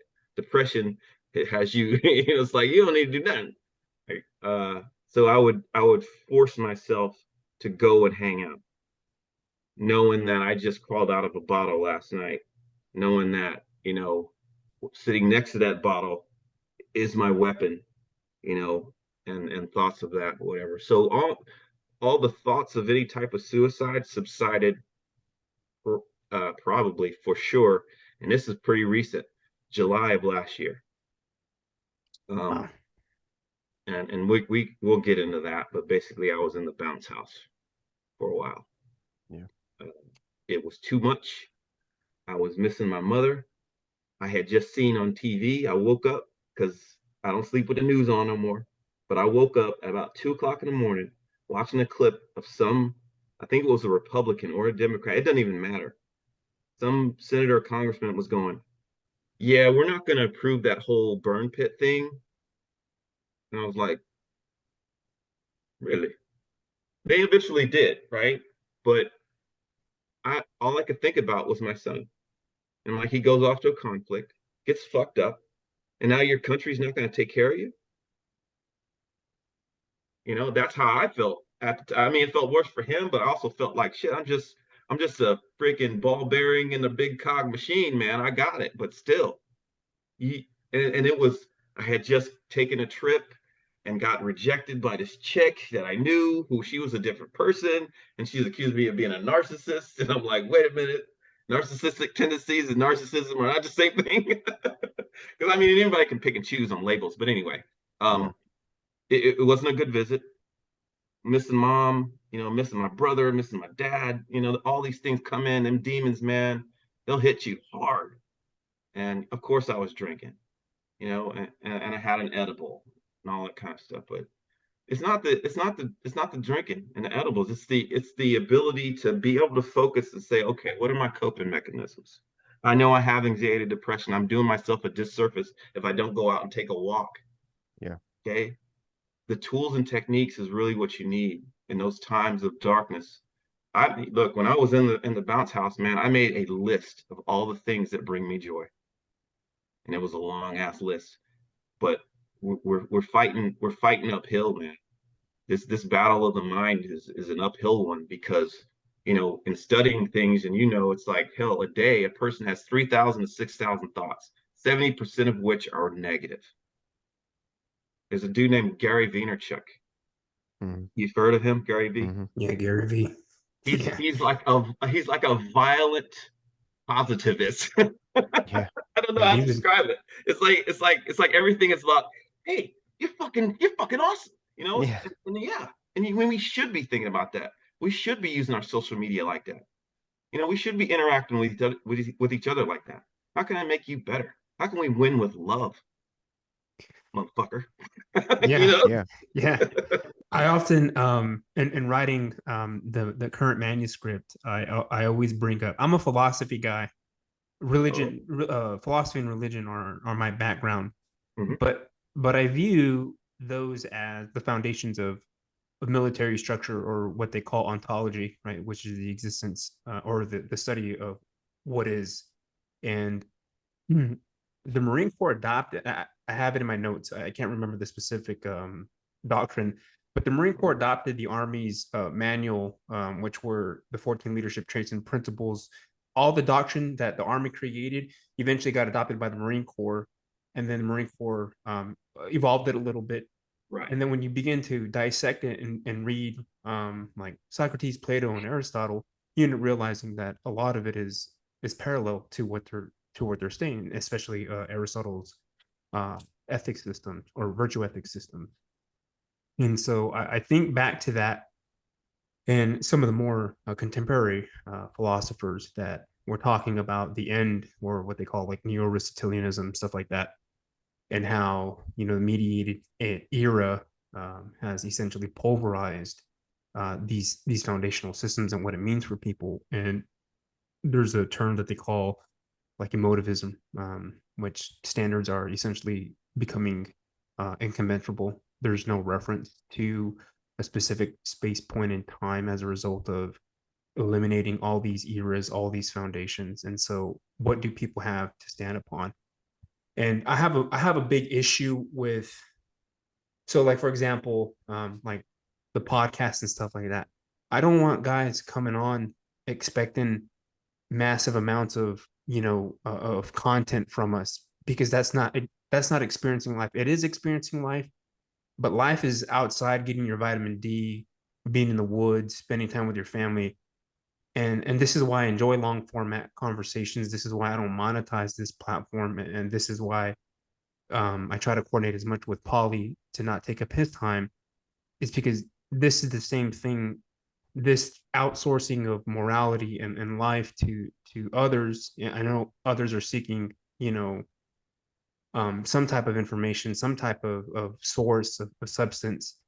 I want them to recognize that this isn't the end all, and it shouldn't be the end all. It should be a reference point to going back to those earlier foundations. And you can't get to those foundations if you're not having a dialectic, which is what we're having right now. And that's experiencing through multiple lenses what makes the best of us, what makes the worst of us, what gives life to this human existence. And it's different for everybody, but it goes back down to some pretty simple fundamentals. And I always go back to the 14 leadership traits and principles. I go back to JJ did tie a buckle. And more importantly, I go back to something that has always been foundational for me, and that's not letting down my community, which is the two-way community. Right. It's not in my constitution to check out, even though I've been there neurochemically. And 2019 was my breaking point. But I recognize that if I can uphold that simple thing, those simple points, those philosophical points, that I'll be okay. And I know it's a big impact, because I know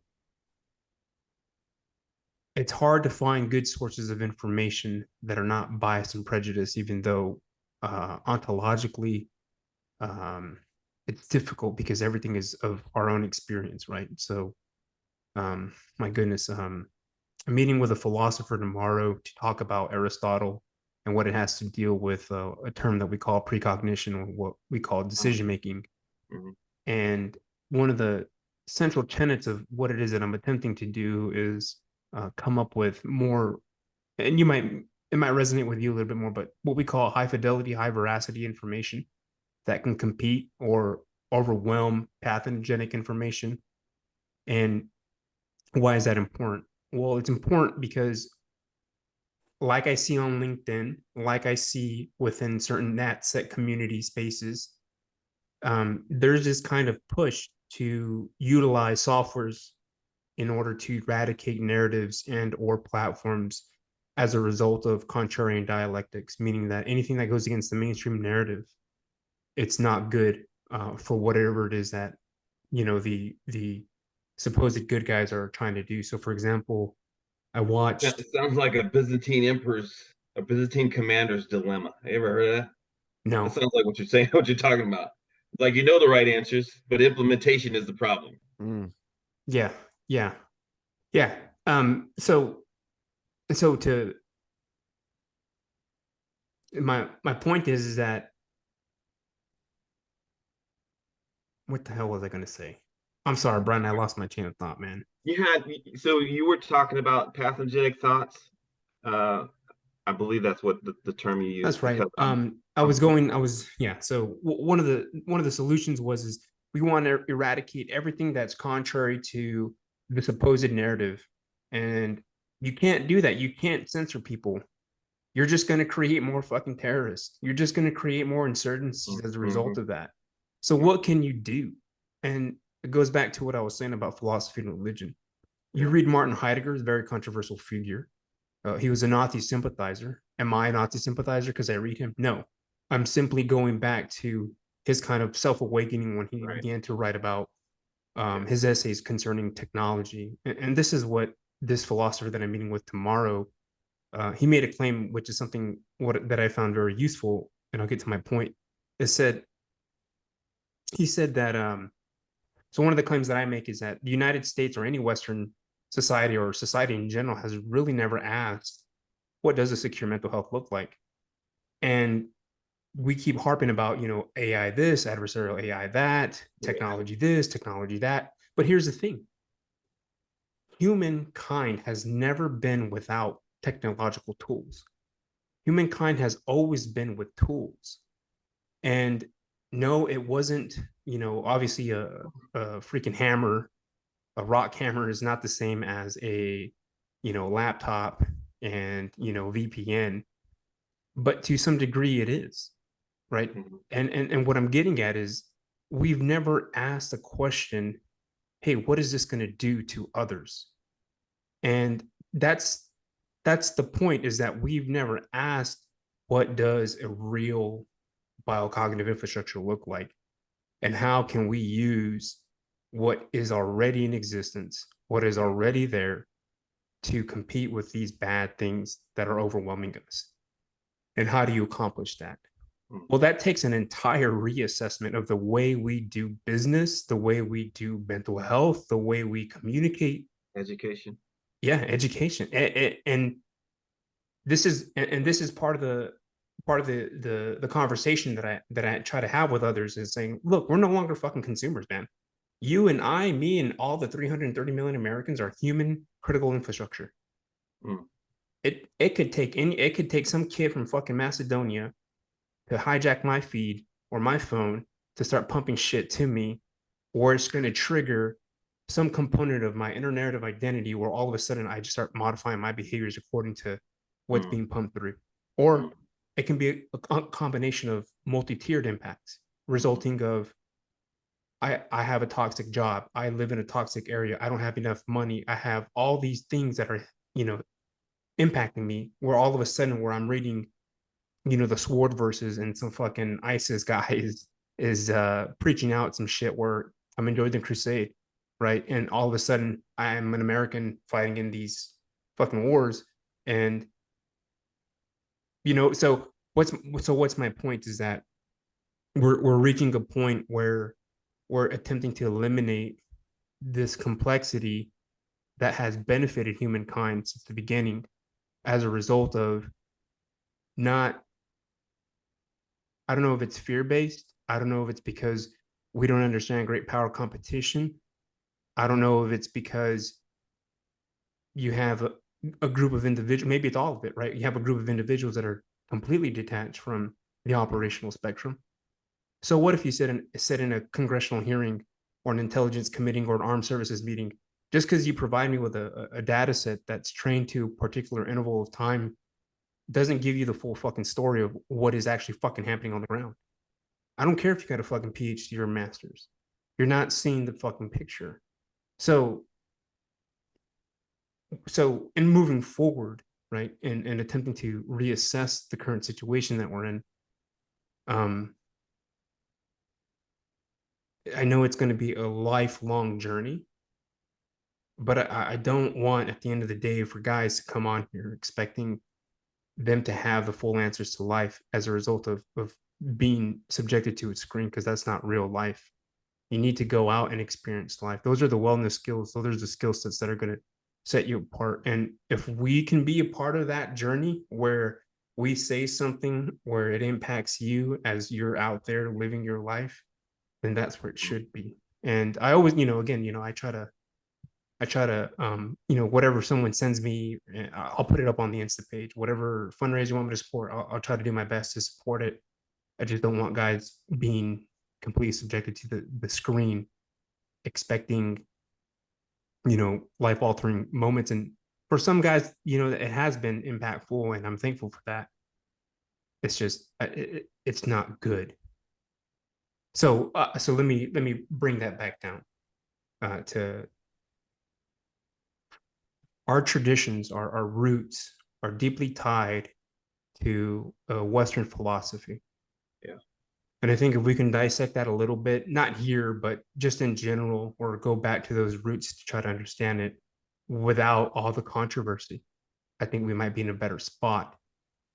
Because and I try to do it too. I'm only cognizant of the past 20 years, and that's limited because I'm 35. And again, as I told you, I was in 8th grade watching, 9/11 take place. And I have a very basic understanding of the macroscopic overview of how all the domains were impacted and how everyone was impacted. Yeah. Like for me, 9/11 didn't do much other than the fact that it provided an opportunity for me to sign up and go to war. I wanted to fuck shit up. That's what I wanted to do. Right. And not to take away what happened in 9/11 or anything like that. It's just that wasn't what made me sign or join. It was just the way I grew up. Yeah. That's all I knew. Yeah. I was a neighborhood daredevil, man. So I needed some adrenaline. That's where, like my dad grew up riding motorcycles, go-karts, all that kind of stuff. Still ride a motorcycle, and look, like you, Jose, when you start talking about fixing either the world, the United States, or your community, or whatever, I there's in the book I go, if I could sit on a committee to fix the United States or change trajectory, please sign me up, because I got a lot of ideas, right? And practical, pragmatic, whatever you want to say, but there's a lot of stuff we could stop doing tomorrow that would be great for our humanity. For example, all those stand-up desks that they start using at your, in the agency we had, they could rise up so you could stand and it's more healthy for you. Why aren't we doing that for our kids in school? Yeah, that's right. Yeah. Well, why don't they have standing desks? Because the hardest shit to do as a little boy? Hey, sit down and shut up for 6 hours. Yeah. But you know what it does precondition you to do? To sit at a job for 6 or 7 6 to 8 hours, being told to set it in color and consume and da da da da da. And man, it always it's it's kind of like when you guys are thinking about warfare, and it's like, why aren't we doing this? Well, of course, I look at everything like that, but there's just dumb shit we're doing, and the opposition to it is really not a good reason. I mean, let's look at the PGA and what was it, Live or Live or whatever, the Saudis. Yeah. Oh man, Live the golf. hypocrisy. You I think you brought up earlier about monetary value attached to over humanity. Whoa, we're in a really rough zone, bro. You say 2027, I say in the next 6 to 8 months, 6 to 9 months, some shit's gonna go down. They're setting the stage for something. And it's not, I couldn't necessarily tell you what specifically, but like, yeah, war, yeah, stock market, yeah, elections. There's gonna be some, as they say, fuckery. And there's prime opportunity coming up for any of our we used to call them in my planning sessions. My buddy Tim Gant coined the term RIC: Russia, Iran, China, North Korea. The N is silent. That's what we used to say. So said Rick's watching, man, and Rick's is gonna seek opportunities, and we're in a really bad spot right now, man. And a lot of people don't understand it. What's that whole thing that went on in Africa with devaluing the dollar? What are they doing? And that wasn't just Iran, China or Russia. It was China and Russia. That's a problem. So, about it? yeah. To me, it's just like letting that dude. You're across the street watching somebody break into your house, and you're not doing a damn thing about it. I will say this, because this is so that lab one that we did with Nate and Pat. I talked with Nate. Like, we have a great relationship. He's an individual that we met, and we have similar ideas, and I've learned so much from them, specifically from learning from Pat's percepts and research. There is a way out of it. The problem that we face is, how do we get to it before the global IO influences everyone to say, you know what, the United States can no longer perform or provide as such. And that's the same thing with China. China can't do it. China has an aging population, so does Russia. Right. Russia, the only thing that benefits them is that they barely tap their resources, and they don't have a high rate population.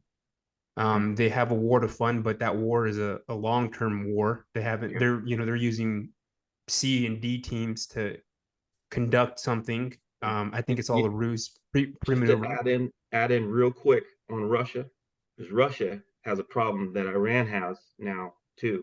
Is they've decided to piss off the women of their country. Okay. Yeah. And you don't piss the women of your country off, man. You just don't. Yeah. Iran has it probably worse, because that's going to go on for a long time. Okay. My rights as a woman and burn the hijab. Very similar to the whole burn and bra thing. Just saying. So can we exploit that? We absolutely could. Are we gonna? I don't know. I don't know. I think we have already. Correct. Yeah. Twitter. I spoke before. I'm sorry.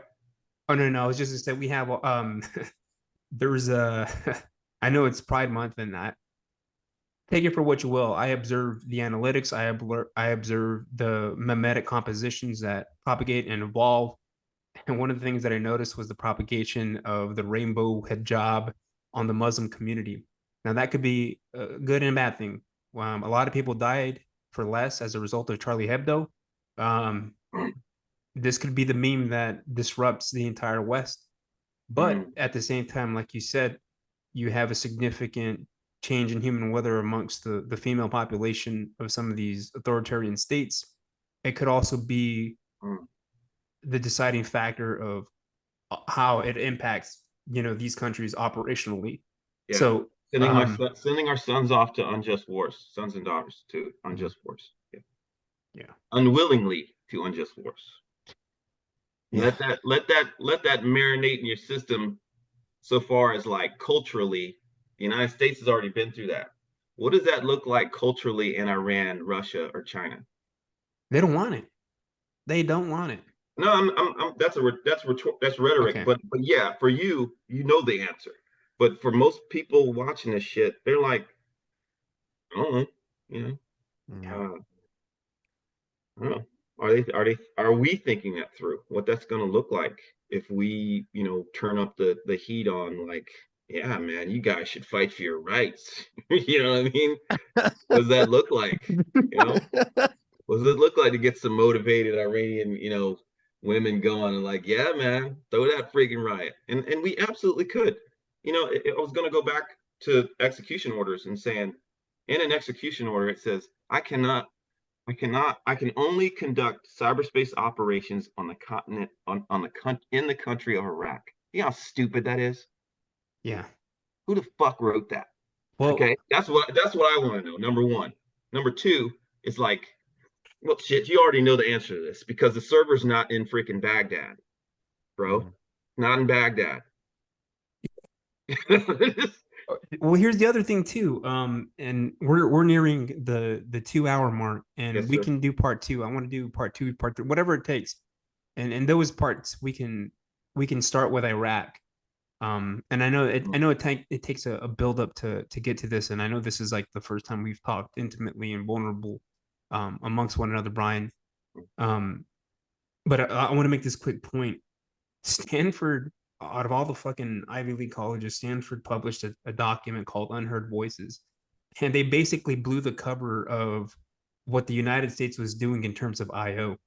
And I'm just like, how do you really? Stanford is going to take the moral high ground and say, Dude, we're going to publish this, and this is what's been propagating in our I don't ecosystem. want to go back to your last lab, but I did watch that whole deal, and he absolutely correct. Academia, medical, banking, and then some corporate, and like my buddy, he was a SIGO for I think it was the state of Arkansas, like their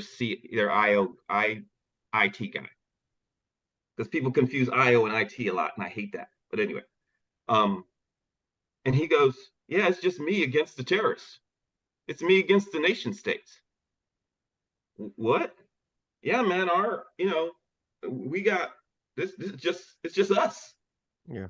There's no, the NSA didn't show up and say, hey, you want us to help you out? No. Does that help? Does it happen in certain instances? Yes, it does. Glowing Symphony. Huh? Glowing Symphony. Yeah. Yeah. That but was I mean, about, just what? Go ahead. oh no, I was just say that's like the only public and coordinated effort that was ever reported, at least. But I can take those disclosures, man. Those disclosures, high-ranking people. Dude, I have a Facebook post. I no shit have a Facebook post outlining this whole Trump security clearance thing. Now, look, I don't have Biden, Trump. I don't do that. I don't really have opinions. I think they're both full of shit. I think most politicians are. I'm sorry. I wish more weren't. Yeah. I wish it didn't involve so much money to get you in a position to express your ideas. You know you're a good person, and then they can character assassinate you just like that. Because that's why I told the dude of the foundation. When we were in the room, and we were like, hey, who wants to be the president of the CFVRP just to stand it up? And I was like, man, I can't be gripping and gripping on TV. Somebody's gonna eventually go, let me look at that dude. What did he used to do? Yeah. Oh my God. Yes. Everybody. Yeah. I tell most people now too, look, I'm not a saint. I'm a, what do you call it, Polly? Rock eaters? Yeah, that's what I call myself. But I mean, well, I feel like around you guys, but I'm not a saint, and I don't pretend to be a saint. I'm looking at an issue that I'm passionate about now because it's, and really, what is this about, right? Saving lives. And if you use all your resources and logistics to counter or create a counter narrative to a reality that hits us, then fuck you. You're a fucking traitor as fuck. And I don't have any spaces for that or room for that. So if you want to go to war, then fuck it, that's what they trained me to do since I was fucking a teenager. Pretty much. So I mean, that's why I was like the state of North Carolina when I was getting my certification for what I do with my LLC. I'm already trained for it, right? Like private protective services and private investigations.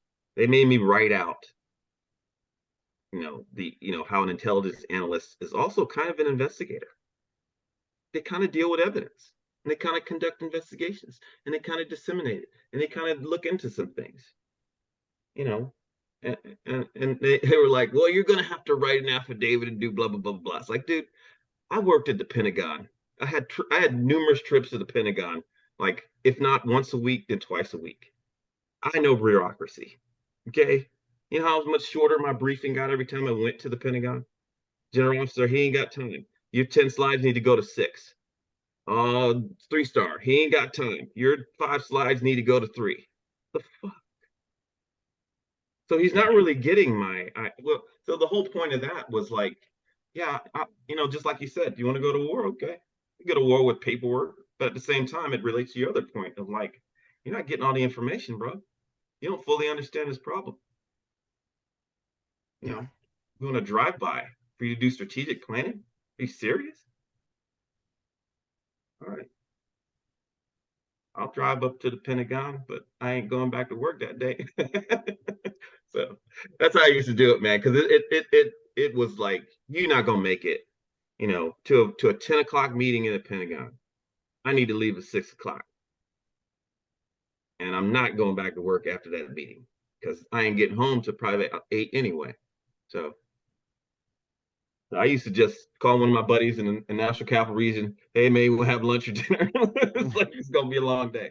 So yeah, I know we were on some high level stuff, man. And it's just that it's all about.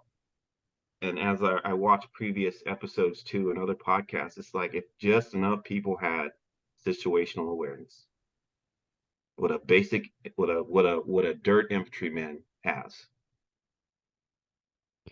yeah, and look, listen, and smell. Jeez. and I'm gonna go ahead and stop recording.